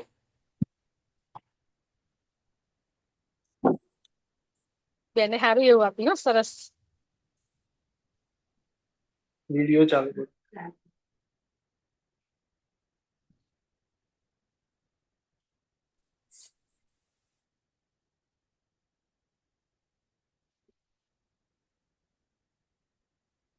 થઈ જાય છે. ઓકે.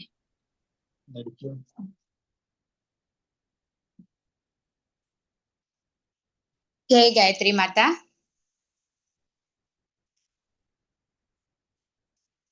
સંગીતબેન, અવાજ આવે છે? હા, ઓકે, અનમ્યુટ, સરસ આવે છે. તમારો અવાજ નથી આવતો. એક મિનિટ. મારો નથી આવતો? મારો આવે, તમારો આવે છે, પણ તમારો આવે છે. હા, આવ્યો.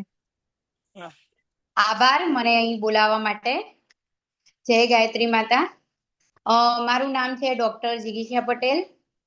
હું એક આયુર્વેદાચાર્ય છું અને ગર્ભ સંસ્કાર વિશેષજ્ઞ છું. મેં મારો ગર્ભ સંસ્કારનો કોર્સ આંબેડકર યુનિવર્સિટી સંલગ્ન ગર્ભ ઉપનિષદ ફાઉન્ડેશન થ્રુ કરેલો છે, અને મેં મારી પ્રેક્ટિસ મારી હોસ્પિટલમાંથી જ ચાલુ કરેલી છે. અને હવે હું આભાર માની સંગીતાબેનનો, ગાયત્રી પરિવારનો, કે મને મારી જે સેવા કરવાની તક મળી છે. અને મારું આ ફર્સ્ટ ઓનલાઈન લેક્ચર છે, તો હું મારો બેસ્ટ આપીશ. કદાચ મારાથી કંઈ ભૂલચૂક કે કંઈ હોય તો એની હું ક્ષમા ચાહીશ. હવે આપણે વાત કરવાના છીએ આજે ગર્ભ સંસ્કાર વિશે. તો હવે ગર્ભ સંસ્કાર એ એક રહસ્યમય અને અદ્ભુત વિજ્ઞાન છે, એક વૈદિક વિજ્ઞાન છે. તો સૌથી પહેલા હું વક્રતુંડ મહાકાય સૂર્યકોટિ સમપ્રભ નિર્વિઘ્નમ કુરુ મે દેવ સર્વ કાર્યેષુ સર્વદા ગણપતિ બાપાનું આહવાન કરીશ. એ નિર્વિઘ્ન હરતા સુખ કરતા છે, અને ગર્ભ સંસ્કાર એ આપણા ગર્ભમાંના બાળકને સંસ્કાર આપવાની પ્રક્રિયા છે. એટલે તો આપણે ગણપતિ બાપાને યાદ કરવા જ રહ્યા. હવે મારે એ વિશે વાત કરવી છે કે ગર્ભ સંસ્કાર એટલે શું. તો ગર્ભ સંસ્કાર એના શબ્દમાં જ એનો અર્થ છુપાયેલો છે. ગર્ભ સંસ્કાર શબ્દ ગર્ભ અને સંસ્કાર આ બે શબ્દોથી બનેલો છે. હવે ગર્ભ એટલે શું? તો આયુર્વેદમાં ચરકાચાર્યએ કહેલું છે કે શુક્ર શોણિત જીવ સંયોગે તું ખલું કુક્ષી ગતે ગર્ભ સંજ્ઞા ભવતી. એટલે હવે શુક્ર એટલે પુરુષ બીજ, શોણિત એટલે સ્ત્રી બીજ અને જીવ એટલે આત્મા. આ ત્રણનો જે સંયોગ થાય અને જે બને એને ગર્ભ કહેવામાં આવે છે. એટલે કે પુરુષ બીજ સ્ત્રી બીજનું મિલન થાય અને એમાં જ્યારે આત્માનો સંયોગ થાય ત્યારે એને ગર્ભ કહેવામાં આવે છે. હવે સુશ્રુત આચાર્યએ આમાં થોડું વિશિષ્ટ કહેલું છે કે પુરુષ બીજ અને સ્ત્રી બીજ અને જીવ અને પ્રકૃતિ અને વિકાર આ બધાનો સંયોગ થાય એને ગર્ભ કહેવામાં આવે છે. હવે પ્રકૃતિ એટલે આયુર્વેદમાં 3 પ્રકારની પ્રકૃતિ કહેવામાં આવેલી છે. વાત પ્રકૃતિ, પિત્ત પ્રકૃતિ અને કફ પ્રકૃતિ. આ પ્રકૃતિ વિશે હું આગળ જ્યારે યોગ અને પ્રાણાયામ લેવાની છું ત્યારે હું વાત કરીશ વિસ્તૃતમાં. અને વિકાર એટલે પહેલા તો આપણું શરીર પંચ મહાભૂતોથી બનેલું છે અને એમાં આકાશ, વાયુ, જળ, અગ્નિ અને તેજ. હવે વિકાર એટલે ભય, ક્રોધ, મોહ આ બધા જ જે વિકારો છે એ વિકાર કહેવાય અને એનો જે સંયોગ થઈને બને છે એને ગર્ભ કહેવામાં આવે છે. હવે સંસ્કાર એટલે શું? તો એક ગુણને બીજા ગુણમાં જે રૂપાંતરિત કરવાની પ્રક્રિયા છે એને સંસ્કાર કહેવામાં આવે છે. હવે એમાં બી આયુર્વેદની સંહિતાઓમાં કહેવામાં આવેલું છે કે સંસ્કારોહિ નામ ગુણાંતરાધાનમ. એટલે કે એક ગુણને બીજા ગુણમાં આપણે રૂપાંતરિત કરવો છે અને એને સંસ્કાર કહેવામાં આવે છે. અને એવી જ રીતે ગર્ભમાંના શિશુને સંસ્કાર આપવાની પ્રક્રિયાને ગર્ભ સંસ્કાર કહેવામાં આવે છે.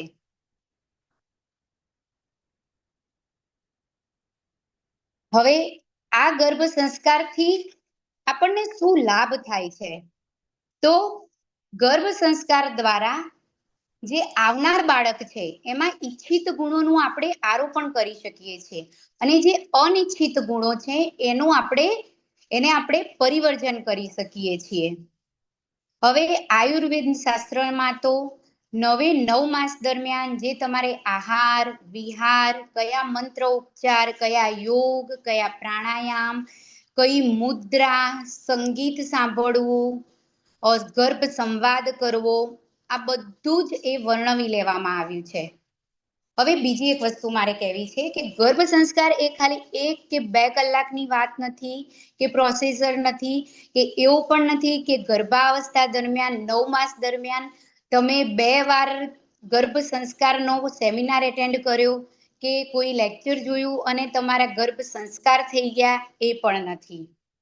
ગર્ભ સંસ્કાર એ પૂરેપૂરી 9 મહિના ચાલતી એક પ્રક્રિયા છે અને ગર્ભ સંસ્કાર એ ગર્ભાધાન પહેલા, ગર્ભધારણ થયા પછીની અને ગર્ભાવસ્થા દરમિયાન અને બાળકના જન્મ પછી અમુક સમય સુધી ચાલતી પ્રક્રિયા છે. હવે જેમ કે મને ખ્યાલ છે કે અહીં ગાયત્રી મંદિરમાં પાટણ ખાતે તો સંગીતાબેન ગર્ભ સંસ્કારનું કેન્દ્ર ચલાવે છે અને તેમાં એમનાથી જે બેસ્ટ થાય છે સરસ પ્રવૃત્તિઓ કરાવે છે. હું એમના વિડીયો જોઉં જ છું. એમાં એ બધી જ પ્રવૃત્તિ કરાવે છે કે જેથી બાળક ઇન્ટેલિજન્ટ બને અને એ તો જરૂરી છે જ.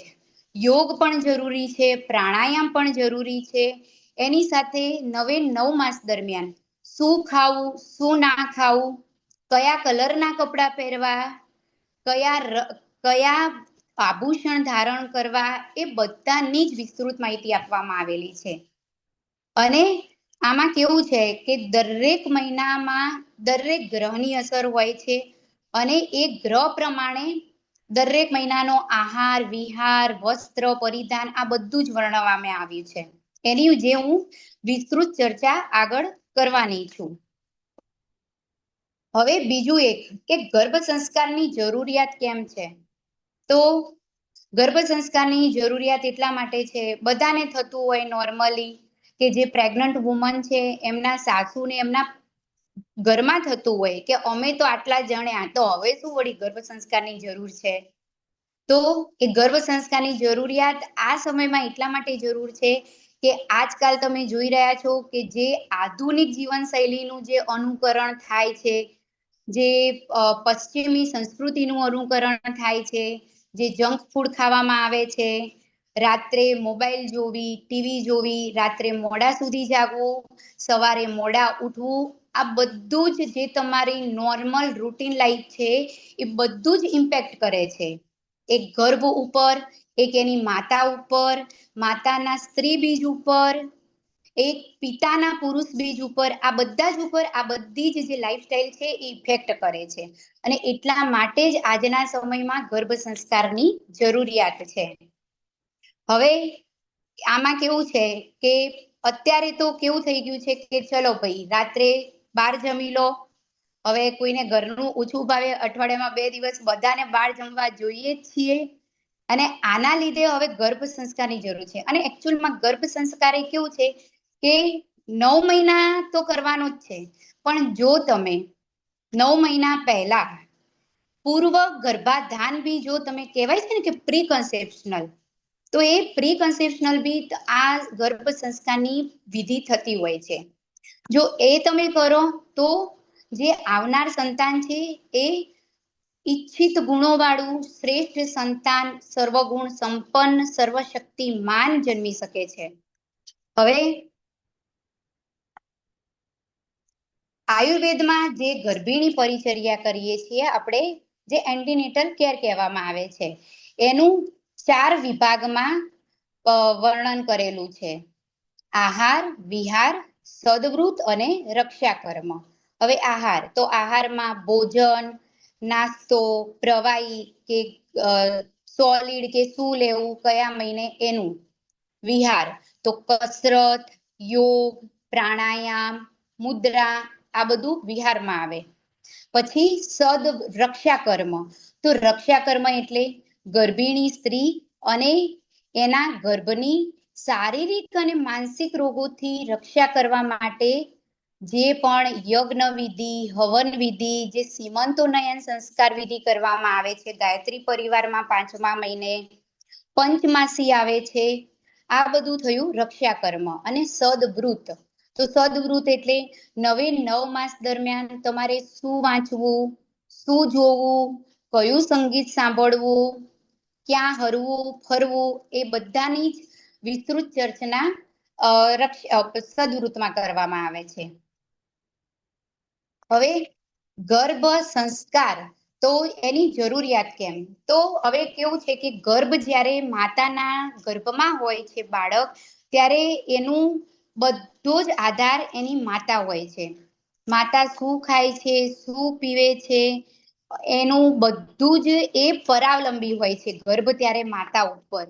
એનું પોષણ, વિકાસ, રુધિરાભસરણ, હૃદયની હાર્ટબીટ, આ બધું જ એનું માતા પર એનું પરાવલંબી હોય છે. એ પોતાની જાતે કશું જ નથી કરતું. અને એટલા માટે જ જો આપણે માતાને પહેલાથી જ આહાર વિહાર આ બધું જ કમ્પ્લીટ આપવામાં આવે છે, તો જે ગર્ભ છે ને એ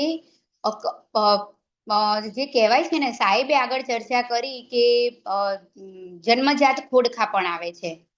પછી અત્યારે તમે જોઈશો કોઈનો હોઠ તૂટેલો હોય છે, એને ક્લેફ્ટ લિપ કહેવાય છે. તાળવામાં કાણું હોય એને ક્લેફ્ટ પેલેટ. પછી કોઈને પાછળ કરોડરજ્જુમાં ડિફેક્ટ હોય છે. આ બધા જે છે ને એ જન્મજાત એ આનુવંશિક રોગો કહેવાય છે. એના માટે ગર્ભ સંસ્કારમાં પહેલેથી જ આયુર્વેદમાં જે પૂર્વ ગર્ભાધાન મેં કહ્યું ને, એમાં તમે જો એ પૂર્વ ગર્ભાધાન પહેલા જે 3 મહિના જે આયુર્વેદમાં પંચકર્મ આહાર વિહાર એના સાથે, તો આ બધી જ ડિફેક્ટ આવતી અટકાવી શકાય છે. તમારી જે કહ્યું ને સાહેબ, જેસ્ટેશનલ ડાયાબિટીસ, PIH એટલે પ્રેગ્નન્સીમાં જે હાઇપરટેન્શન આવે છે, આ બધું જ એક ગર્ભ સંસ્કારથી આપણે અટકાવી શકીએ છીએ. હવે આજકાલ આપણે બાળકો જોઈએ છીએ તો એ પણ બહુ જ કેવા જિદ્દી અને ચીડચીડા હોય છે. એમને રોગ જલ્દી ઇન્ફેક્શન બી લાગી જાય છે, અને આ બધા માટે જ ગર્ભ સંસ્કારની જરૂરિયાત છે. હવે ગર્ભ સંસ્કાર પ્રાચીન કાળમાં બી આના ઘણા જ ઉદાહરણો છે, જેમ કે અભિમન્યુ હતા, ભક્ત પ્રહલાદ હતા, શિવાજી હતા, અષ્ટાવક્ર હતા. આ બધા જ એક ગર્ભ સંસ્કારના શ્રેષ્ઠ સંતાન પ્રાપ્તિ હતા. હવે અભિમન્યુ, આ બધાનું તમને આગળ જે સંગીત આવશે, જે ગર્ભ સંવાદ સંલગ્ન છે, એમાં હું આગળ આની વિસ્તૃત ચર્ચા કરીશ. હવે આપણે વાત કરીશું ગર્ભિણી માતાનો આહાર. તો 9 મહિના શું લેવું અને શું ના લેવું. પહેલા તો ઘરમાં બનાવેલો તાજો આહાર લેવો, સુપાચ્ય આહાર લેવો, ખાવામાં હલકો હોય એ આહાર લેવો, અને મેદાની વસ્તુઓ બિલકુલ લેવી નહીં, જંક ફૂડ બિલકુલ લેવા નહીં, આથેલો ખોરાક લેવો નહીં, તીખું તળેલું બિલકુલ ખાવું નહીં. હવે જેમ કે આયુર્વેદિકમાં તો 9 મહિના દરમિયાન બાળકનું કયું અંગ ઉપાંગ કયું વિકસે છે એની તો દરેક મહિને વિસ્તૃત ચર્ચા આપેલી છે. જેમ કે પહેલા મહિનામાં જે ગર્ભ હોય છે ને તરલ અવસ્થામાં હોય છે, તો એ તરલ અવસ્થામાં હોય છે ત્યારે આપણને પહેલા 2 માસ તો મોસ્ટ ઓફ બધાને ઉલટી અને ઉબકા થતા હોય છે, ખાવાનું કંઈ ટકતું નથી, કંઈ રહેતું નથી. તો એમાં શું લેવું? તો એમાં પ્રવાહી ખોરાક જ લેવો, જેમ કે મગનું પાણી, નાળિયેરનું પાણી અને ગાયનું દૂધ બેસ્ટ છે. સગર્ભા અવસ્થામાં ગર્ભિણી માતા માટે ગાયનું દૂધ અને ગાયનું ઘી બેસ્ટ છે. જે ઘી લેવાથી કહે છે કે અમે જાડા થઈ જઈએ છીએ, એ પ્રોબ્લેમ પણ નથી થતી એનાથી. અને ગાયનું દૂધ આ આપણે લઈ શકીએ છીએ પહેલા 2 મહિનામાં, જ્યારે ગર્ભ તરલ અવસ્થામાં હોય છે, એટલે ઉલટી ઉબકા થતા હોય છે ત્યારે થોડું થોડું લેવું, 2-3 કલાકના આંતરે લેવું. પછી 3જા મહિનામાં બાળકના હૃદયનો વિકાસ થાય છે, અને એ હૃદયનો વિકાસ થાય એટલા માટે આયુર્વેદમાં શીત, અમ્લ અને મધુર રસવાળા આહાર લેવાનું કહેવામાં આવેલું છે. હવે એમાં તમે શીત રસવાળા એટલે ગાયનું દૂધ, ગાયનું ઘી, દૂધમાંથી તાજું બનાવેલું માખણ, તાજું બનાવેલી દૂધમાંથી તાજી મોળી છાશ પણ તમે લઈ શકો છો. અને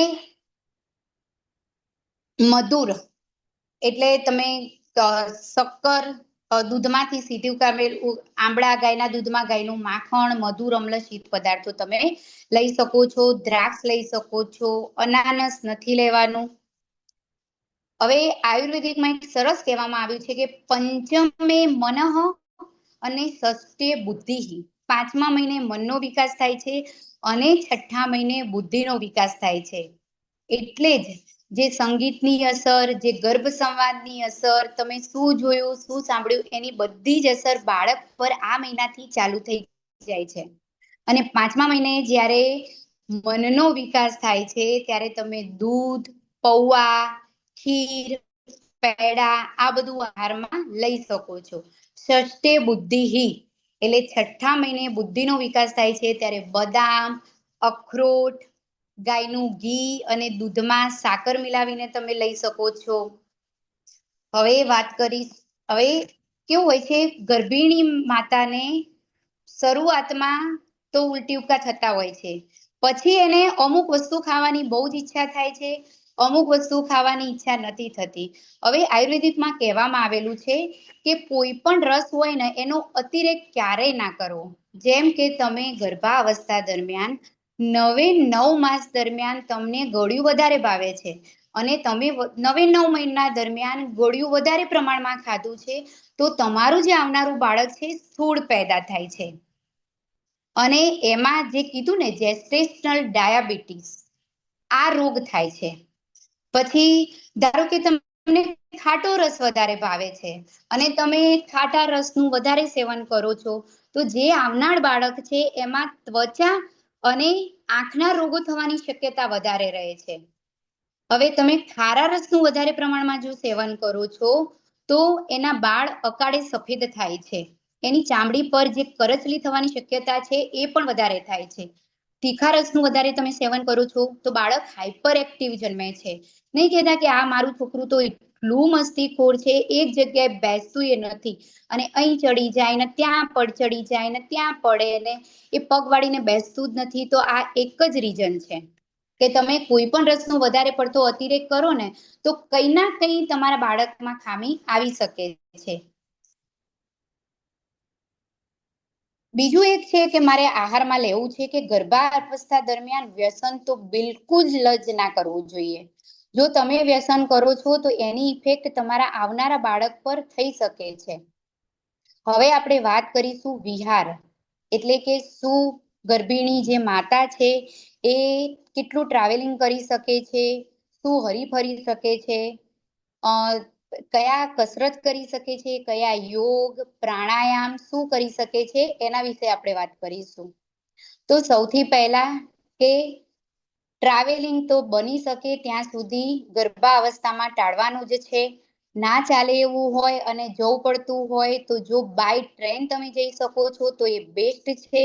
તમારા ગાયનેકોલોજીસ્ટની સલાહ લઈને તમે બાય કાર પણ જઈ શકો છો, પણ ખાડાવાળે જે રોડ હોય અને એવું હોય તો ત્યાં થોડી સાવધાની રાખવાની છે.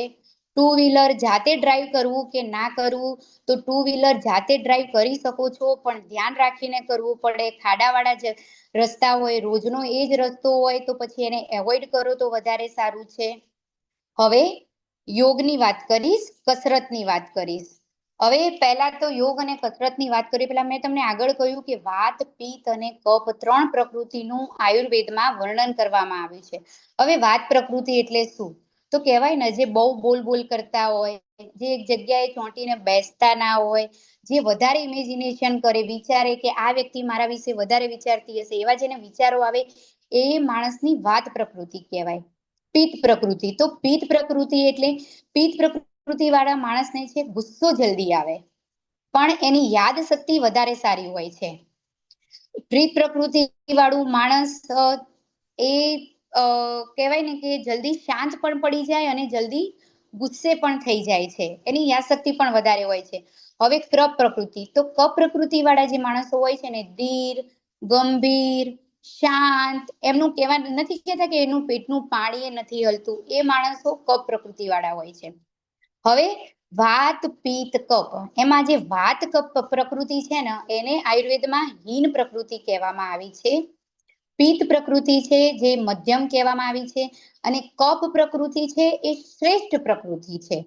કફ પ્રકૃતિને શ્રેષ્ઠ પ્રકૃતિ કહેવામાં આવી છે.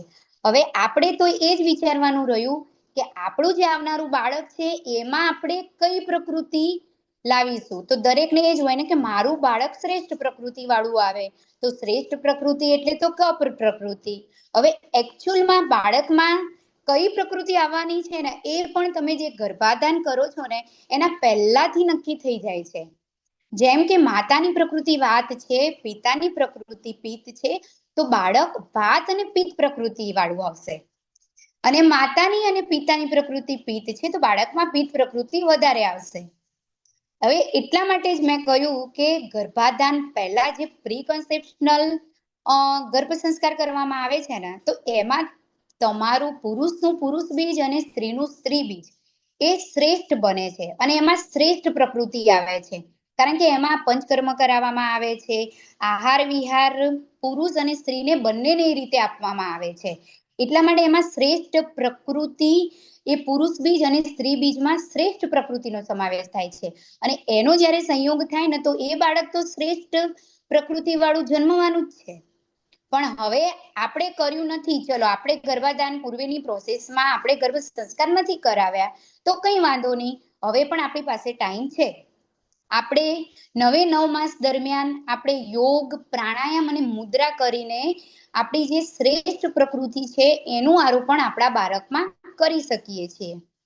હવે જ્ઞાન મુદ્રા, તો જ્ઞાન મુદ્રા કોને કહેવામાં આવે છે? તમે જાણો છો કે આ જે છે જ્ઞાન મુદ્રા છે, જે દરેક મંત્રમાં આપણે સામાન્ય પરમ પ્રાણાયામ કરવા બેસીએ તો આવી રીતે બેસીએ છીએ, તો એને જ્ઞાન મુદ્રા કહેવામાં આવે છે. હવે વાયુ મુદ્રા, જો તમને વધારે પડતા વિચારો આવે છે, તમારું મન વધારે પડતું વિચલિત છે, તમને એમ થાય છે કે આ મારી માટે આ સારું, આ નહીં સારું, તો એ વાયુ પ્રકૃતિ છે. હવે એની માટે જ્યારે મન આવું કરતું હોય તો એની માટે જે કરવામાં આવે છે વાયુ મુદ્રા. હવે આ વાયુ મુદ્રા છે. તમારા જે અંગૂઠાનો બેજ છે, આમાં જે આ પહેલી આંગળી છે, અંગૂઠાના બેજમાં થોડું પ્રેશર આપવાનું અને આ રીતે જે બને છે એને વાયુ મુદ્રા કહેવામાં આવે છે. અને તમે પલાઠી વાળીને પ્રાણાયામ કરી શકો છો વાયુ મુદ્રા કરીને, અને એનાથી તમારું મન શાંત થશે. બીજું જે કહેવામાં આવ્યું છે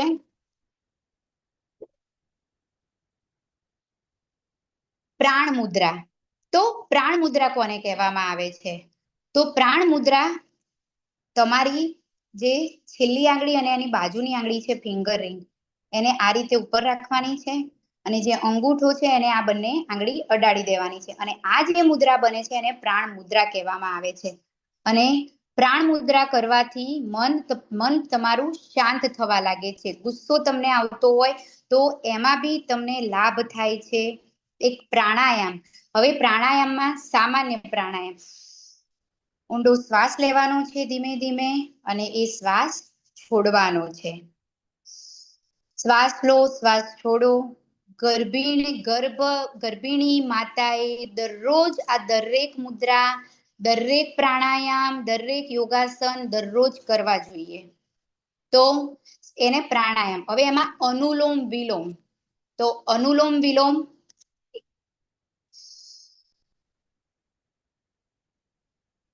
એમાં આ મુદ્રા કરવાની છે તમારે. તો આ છે અનુલોમ વિલોમ. હવે ભ્રામરી. ભ્રામરી પણ તમે કરી શકો છો. એમાં કાનમાં આ રીતે અને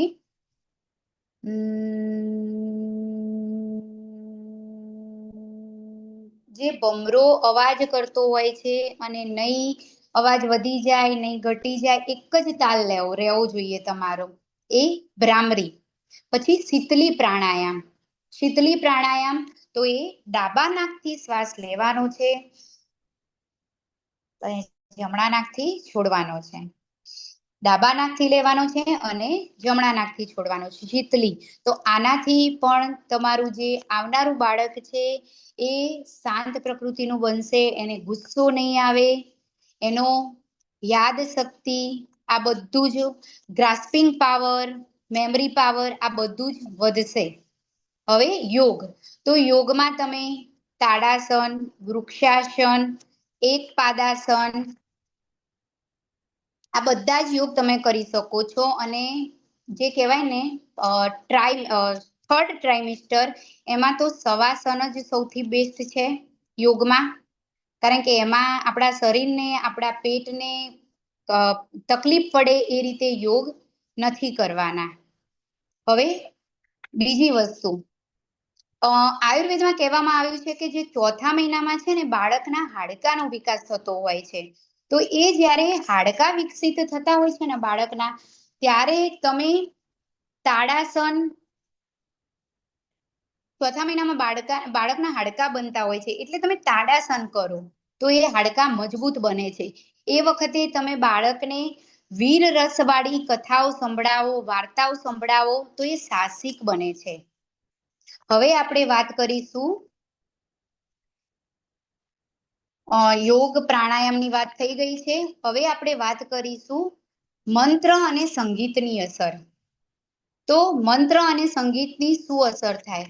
તો સગર્ભા અવસ્થામાં છે ને ત્રીજા સપ્તાહમાં કાનની રચના થવાની શરૂઆત થઈ જાય છે અને 16મા સપ્તાહ સુધીમાં, 16મો સપ્તાહ એટલે ચોથો મહિનો, ચોથા મહિના સુધીમાં જે શ્રવણ ઇન્દ્રિય છે ને બાળકની એ કામ કરતી થઈ જાય છે. હવે આમાં શું હોય છે કે જે ગર્ભમાંનું શિશુ છે ને એને જો તમે સંગીતના સૂર સંભળાવો ને તો એનું મસ્તિષ્ક અને એની જે કર્ણ ઇન્દ્રિય છે ને વધારે સતેજ બને છે. હવે આમાં તમે એક ઓમકારનું ઉચ્ચારણ કરી શકો છો, સૌથી બેસ્ટ છે ઓમ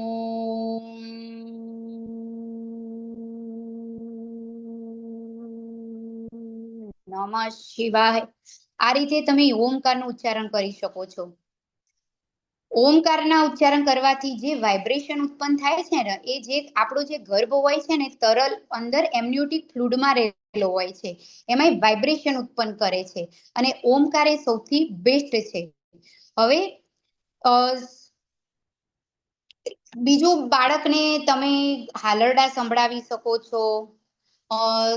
તમે બાળકને સુંદર કવિતાઓ સંભળાવી શકો છો, સારા ગીતો સંભળાવી શકો છો, ભજન સંભળાવી શકો છો, મંત્ર સંભળાવી શકો છો. ઓમ ભૂર્ભુવઃ સ્વઃ, જે પણ મંત્ર જેટલા પણ તમને આવડતા હોય બધા જ મંત્રો તમે બાળકને સંભળાવી શકો છો. અને આ કાર્ય દરરોજ કરવાનું છે. એવું નથી કે મેં આજે કર્યું અને કાલે નહીં કરું તો ચાલશે. આ દરરોજ કરવાની છે. અને આનાથી જે બાળકની શ્રવણ ઇન્દ્રિય છે ને, સતેજ થાય છે. અને બાળક પણ ખુશ મિજાજ રહે છે, પ્રફુલ્લિત રહે છે. હવે બીજી વસ્તુ મારે તમને કહેવી હતી ને, કે જે આપણા અભિમન્યુ હતા, પ્રહલાદ હતા, તો એનું એક આ ઉદાહરણ છે. અભિમન્યુ જ્યારે એમની માતાના ગર્ભમાં હતા ને, ત્યારે સુભદ્રા માતાને શ્રી કૃષ્ણ ભગવાન જે યુદ્ધના ચક્રવ્યૂહ ભેદવાની વિદ્યા સંભળાવતા હતા. અને એ અભિમન્યુ ગર્ભમાં બેઠા બેઠા સાંભળતા હતા. અને એટલે જ અભિમન્યુ જન્મ્યા ને ત્યારે યુદ્ધના જે ચક્રો છે, કહેવાય ને 7 ચક્રો, એમાં 7મા ચક્રમાં એમનું મૃત્યુ થયું. એનું રીઝન એ હતું કે 7મા યુદ્ધની જે વિદ્યા સંભળાવતા હતા ભગવાન, ત્યારે એમના માતાશ્રીને નીંદ આવી ગઈ અને એ સૂઈ ગયા. એટલે અંદર અભિમન્યુ એટલે કે બાળક પણ સાંભળી શક્યું નહીં. અને એના કારણે અભિમન્યુ 7મા કોઠાના યુદ્ધમાં હણાયા હતા. એવી જ રીતે ભક્ત પ્રહલાદ, તો ભક્ત પ્રહલાદના જે પિતાશ્રી હતા હિરણ્યકશ્યપ, એ તો તમને ખબર જ છે કે એમનો ઘમંડી ને એવી જ રીતે હતા. હવે જે પ્રહલાદના માતાશ્રી હતા કયાદુ, એમને સંકલ્પ કર્યો કે મારું બાળક જન્મશે તો મારા પતિશ્રીનું જ, પણ એનામાં હું મારા પતિના અવગુણો અને એમનો સ્વભાવ જે છે ને, એ હું એને અંદર આવવા નહીં દઉં. અને એના માટે એમને જે શુક્રાચાર્યના આશ્રમમાં ગયા માતાશ્રી રહેવા માટે કયાદુ. અને ત્યાં જઈને એમને 9 માસ દરમિયાન જે પણ આ બધું જ ગર્ભ સંસ્કારનું એમને શિક્ષણ લીધું. અને એ પ્રમાણે એમને 9 માસ દરમિયાન આચરણ કર્યું ને, ત્યારે તો ભક્ત પ્રહલાદ જેવા શ્રેષ્ઠ સંતાનનો જન્મ થયો હતો.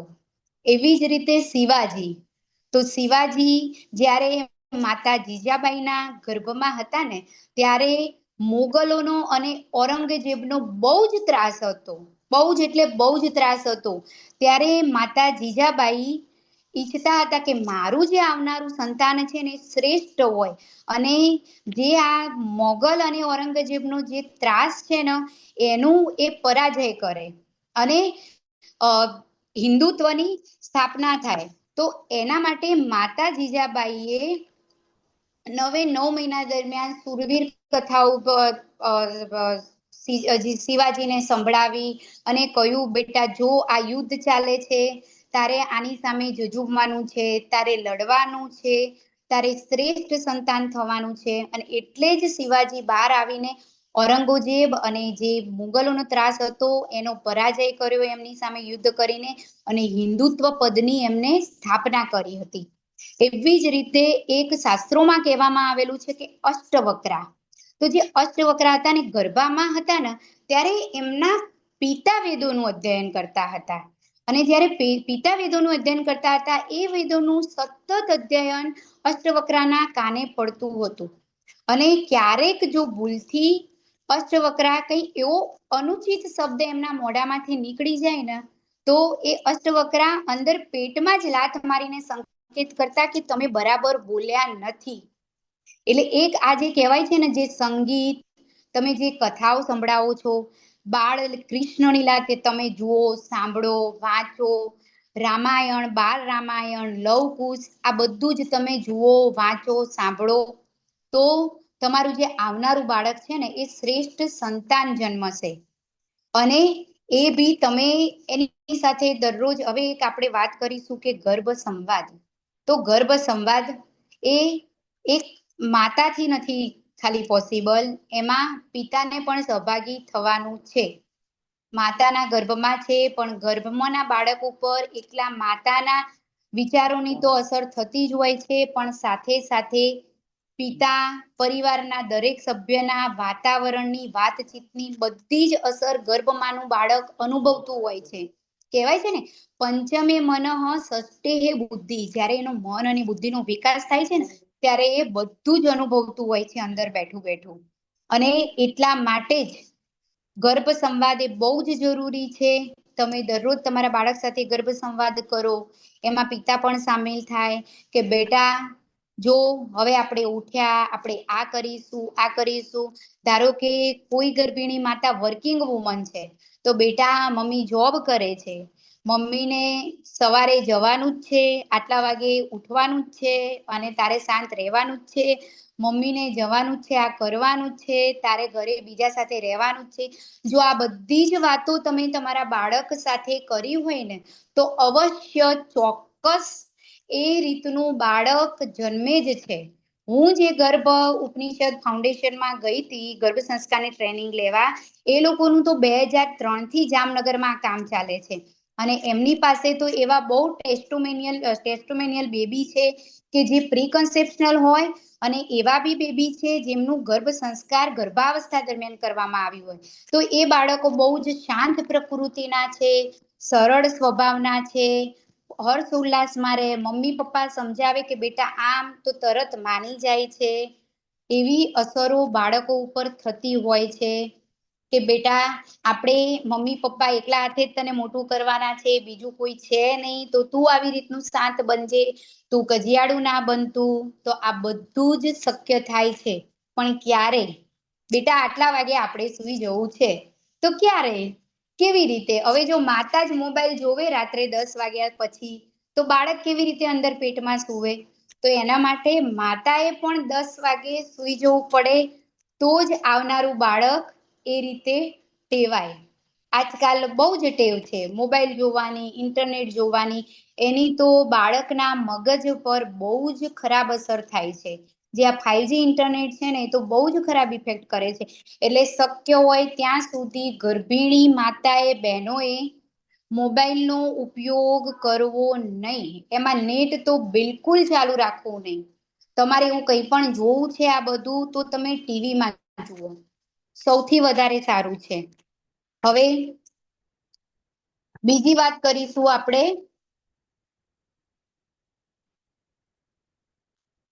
ગ્રહ નક્ષત્રની સગર્ભાવસ્થા ઉપર અસર.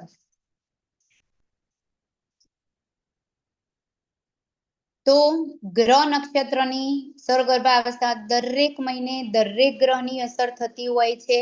જેમ કે ગર્ભ રહેવાથી માંડીને, ગર્ભ રહેવાથી ન માંડીને, કયા ટાઈમે ગર્ભ રહ્યો છે, એ બધી જ અસર ઉપર ગ્રહ નક્ષત્રની અસર થતી હોય છે. એ આપણને નરી આંખે દેખાતું નથી, પણ એની અસર થતી જ હોય છે. જેમ કે સૂર્ય કરોડો કિલોમીટર દૂર છે, તો બી એની હાજરીથી આપણને તડકો અને તાપ લાગે છે, અને જો સૂર્યાસ્ત થઈ જાય પછી આપણને ઠંડી લાગે છે. એવી જ રીતે ગર્ભમાં જે શિશુનો વિકાસ થાય છે, જ્યારે શિશુનો કહેવાય છે ને ગર્ભ રહે છે, બધા જ ઉપર ગ્રહ નક્ષત્રની અસર થતી હોય છે. અને એટલા જ માટે આપણા વડીલો કહેતા કે કહેવાતું ને કે જ્યારે ગ્રહણ હોય ને, સૂર્યગ્રહણ ને ચંદ્રગ્રહણ, ત્યારે સગર્ભા માતાઓએ બહાર નીકળવું નહીં. એ એટલા માટે જ કહેવાતું હતું. જેમ કે દરેક મહિને દરેક ગ્રહની અસર થતી હોય છે. પહેલા મહિનામાં છે ને શુક્ર ગ્રહની અસર હોય છે, બીજા મહિનામાં મંગળ ગ્રહની અસર હોય છે, ત્રીજા મહિનામાં ગુરુ ગ્રહની અસર હોય છે, ચોથા મહિનામાં સૂર્યની અસર થાય છે, પાંચમા મહિનામાં ચંદ્ર ગ્રહ અસર કરતો હોય છે, છઠ્ઠા મહિનામાં શનિ, સાતમા મહિનામાં મર્ક્યુરી, આઠમામાં ચંદ્ર અને નવમામાં સૂર્ય. આ રીતે દરેક મહિને દરેક ગ્રહની અસર હોય છે. અને એટલા માટે જ આયુર્વેદમાં આ જે દરેક ગર્ભિણીની માસાનું માસિક જે પરિચર્યા આપવામાં આવેલી છે ને, એ આ જે ગ્રહ નક્ષત્ર અસર કરે છે એને ધ્યાનમાં રાખીને આપવામાં આવી છે. જેમ કે 5મા મહિને મનનો વિકાસ થાય છે ને, તો 5મા મહિને મનનો વિકાસ થાય છે અને મનનો સ્વામી ચંદ્ર હોય છે અને ચંદ્રની જ અસર થતી હોય છે સગર્ભાવસ્થામાં 5મા મહિને. અને ચંદ્રનું રત્ન મોતી છે. એટલા મહિને જે મેં કીધું ને કયા મહિને કયા કલરના કપડાં પહેરવા, તો 5મા મહિને સફેદ કલરના કપડાં પહેરવાની સલાહ આપવામાં આવી છે. એમાં રેશમી વસ્ત્રો પહેરવાની સલાહ આપવામાં આવી છે. ખાવામાં દૂધ, ચાવલ, મિશ્રી, સફેદ કલરના પદાર્થો, પ્રવાહી પદાર્થો લેવાની વધારે સલાહ આપવામાં આવી છે. એના કારણે છે ને ચંદ્રમાં જે પોતાની સંપૂર્ણ શક્તિ છે, પોઝિટિવિટી છે ને, એ ગર્ભસ્થ શિશુ પર અસર કરે છે. એનાથી જે આવનારું બાળક છે ને એ પ્રફુલ્લિત રહે છે, શાંત મનનું જન્મે છે, નિર્મળ હૃદયનું આવે છે. એટલે દરેક મહિને દરેક ગ્રહની ઇમ્પેક્ટ હોય છે અને એ પ્રમાણે જ આયુર્વેદમાં માસાનુમાસિક આહાર વિહાર, યોગ, કસરત, પ્રાણાયામ, મંત્રો પણ આપવામાં આવેલા છે. ગર્ભ રક્ષા મંત્ર, ગર્ભ દ્રોહણ સૂત્ર, સૂક્તો, આ બધા જ દરેક મહિનાના દરેક મંત્રો આપવામાં આવેલા છે. અને એ મંત્રો મારી પાસેથી જો કોઈને જોઈતા હશે તો એની હું તમને ઓડિયો ક્લિપ મોકલીશ.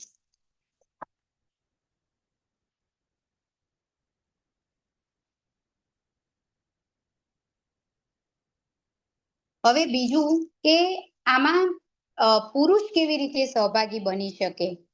સગર્ભાવસ્થામાં માતાના શરીરમાં ગર્ભ છે, તો આમાં પુરુષનો શું રોલ છે? તો એકલા પુરુષનો નહીં, પરિવારના દરેક સભ્યની ફરજ આવે છે કે જે ગર્ભવતી માતા છે ને એ પ્રફુલ્લિત રહે, એને આનંદિત રાખવામાં આવે, એને સ્ટ્રેસ મળે એવું વાતાવરણ ઘરમાં ઊભું ના થાય.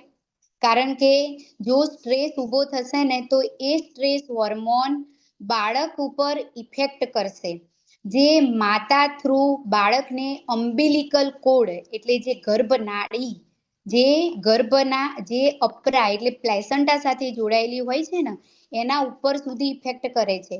એટલે જો એ સ્ટ્રેસ હોર્મોન માતાના શરીરમાં સ્ટ્રેસ હોર્મોન જો વધશે, જો એ ચિંતિત રહેશે, તણાવ મુક્ત રહેશે, તો જે અમ્બિલિકલ કોડ થ્રુ જે બાળકને પોષણ મળે છે ને એ પોષણનો પ્રવાહ પણ ઓછો થઈ જાય છે.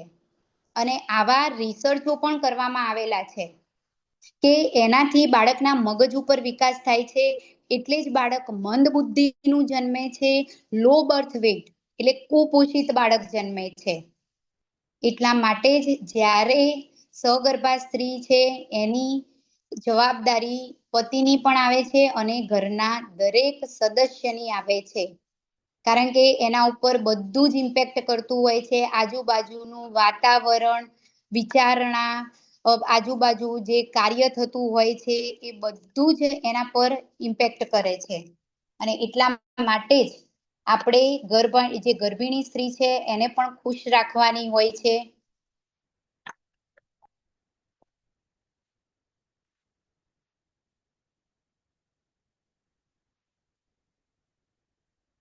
હવે બસ મેં તો મારા તરફથી આટલું કહ્યું કે ગર્ભ સંસ્કારમાં શું શું ઇન્વોલ્વ થાય છે. એક ગર્ભ સંસ્કારમાં 2.5 મહિને પુંસંવહન સંસ્કાર પણ આપવામાં આવે છે.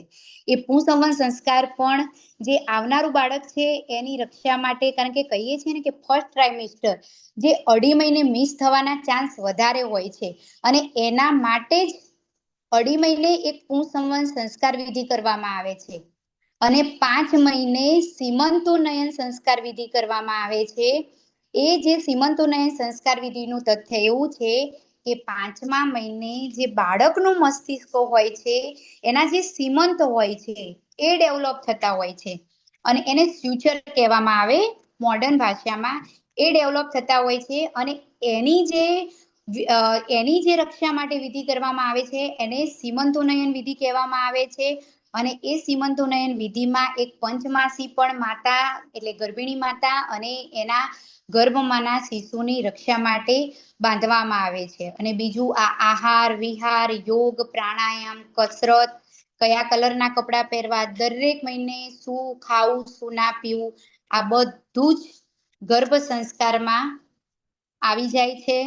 અને બીજી વસ્તુ કે ધારો કે મોડર્નમાં બી એવું કહેવામાં આવે છે કે 1987 થી લઈને 1989 સુધીમાં યુએસએમાં અમેરિકામાં એક સર્વેક્ષણ કરવામાં આવ્યો હતો.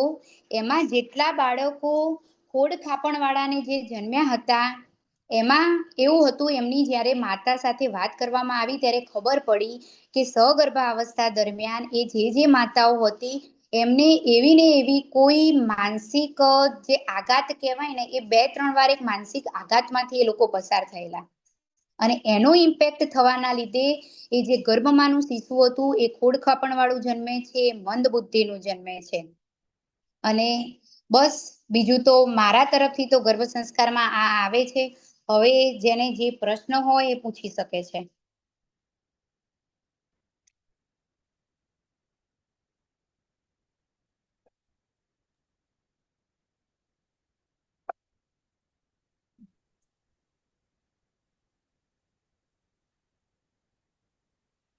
ખૂબ ખૂબ આભાર જિગીશાબેન. આજે તમે મસ્ત મજાનું એક શોર્ટ કેમ કે પૂરેપૂરું તમે ગર્ભ સંસ્કારનું મોડ્યુલ આપ્યું, સ્પષ્ટ અને સરળ ભાષામાં સમજાવ્યું. સ્પીચ પણ એટલી સરળ હતી તમારી. કોઈ બહેનોને પ્રશ્નો હોય તો કહો, કારણ કે ઝૂમની જે મર્યાદા છે ને સમયની પૂરી થવાય છે એટલે. સંગીતાબેન તમે હા ખૂબ ખૂબ ધન્યવાદ છે બેન. ખૂબ સરસ રીતે મંથ વાઇઝ આયુર્વેદિકમાં શું મહત્વ છે ગર્ભ અવસ્થાનું અને એ એક મંથની અંદર બાળકની અંદર સંસ્કારોનું સિંચન અને ગર્ભ સંવાદના માધ્યમથી આહાર વિહારના માધ્યમથી કઈ રીતે માતા કરી શકે એ વિષય ઉપર ખૂબ જ સરસ રીતે ડોક્ટર જિગીશાબેને ખૂબ જ સરસ સમજાવ્યું છે.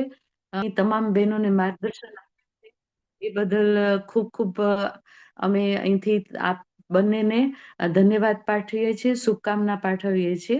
પૂજ્ય ગુરુદેવ, પૂજ્ય વંદનીય માતાજીની દિવ્ય ચેતના આપને ખૂબ ખૂબ આશીર્વાદ આપે એવી ખૂબ ખૂબ શુભકામના. હું ગર્ભવતી માતાઓને કહીશ કે આજના મહત્વના પોઈન્ટ છે એ ચોક્કસ આપણે ડાયરીની નોટ કર્યા જ હશે, કારણ કે આપણું હંમેશા બધાને કીધેલું જ છે કે જે મહત્વની વાત આવે એ આપણે ડાયરીમાં નોટ્સ કરવાની. ખાસ કરીને ડોક્ટર સાહેબે જે વાત કરી સોનોગ્રાફી મંથ વાઇઝ કયા કયા હ્યુમન પાર્ટ્સ થાય છે ડેવલપ અને એને કઈ રીતે ઇમ્પોર્ટન્ટ છે, તેમજ ડોક્ટર જિગીશાબેને વાત કરી આહાર વિહાર વિશે, તો એ તમે ચોક્કસ નોટ્સ કરી હશે. એમ છતાં આપણે આનું રેકોર્ડિંગ થાય જ છે, તૃપ્તિબેને લિંક મૂકેલી જ છે, તો આપ ચોક્કસ યુટ્યુબ ઉપર ફરીથી એને જોઈ શકો છો. ધન્યવાદ. શાંતિ પાઠ. ઓમ દ્યોઃ શાંતિ અંતરિક્ષગ્ભં શાંતિઃ પૃથ્વી શાંતિરાપઃ શાંતિરોષધયઃ શાંતિઃ વનસ્પતયઃ શાંતિર્વિશ્વે દેવાઃ શાંતિર્બ્રહ્મ શાંતિઃ સર્વગ્વં શાંતિઃ શાંતિરેવ શાંતિ સામા શાંતિરેધિ. ઓમ શાંતિઃ શાંતિઃ શાંતિઃ સર્વારિષ્ટ સુશાંતિર ભવતુ.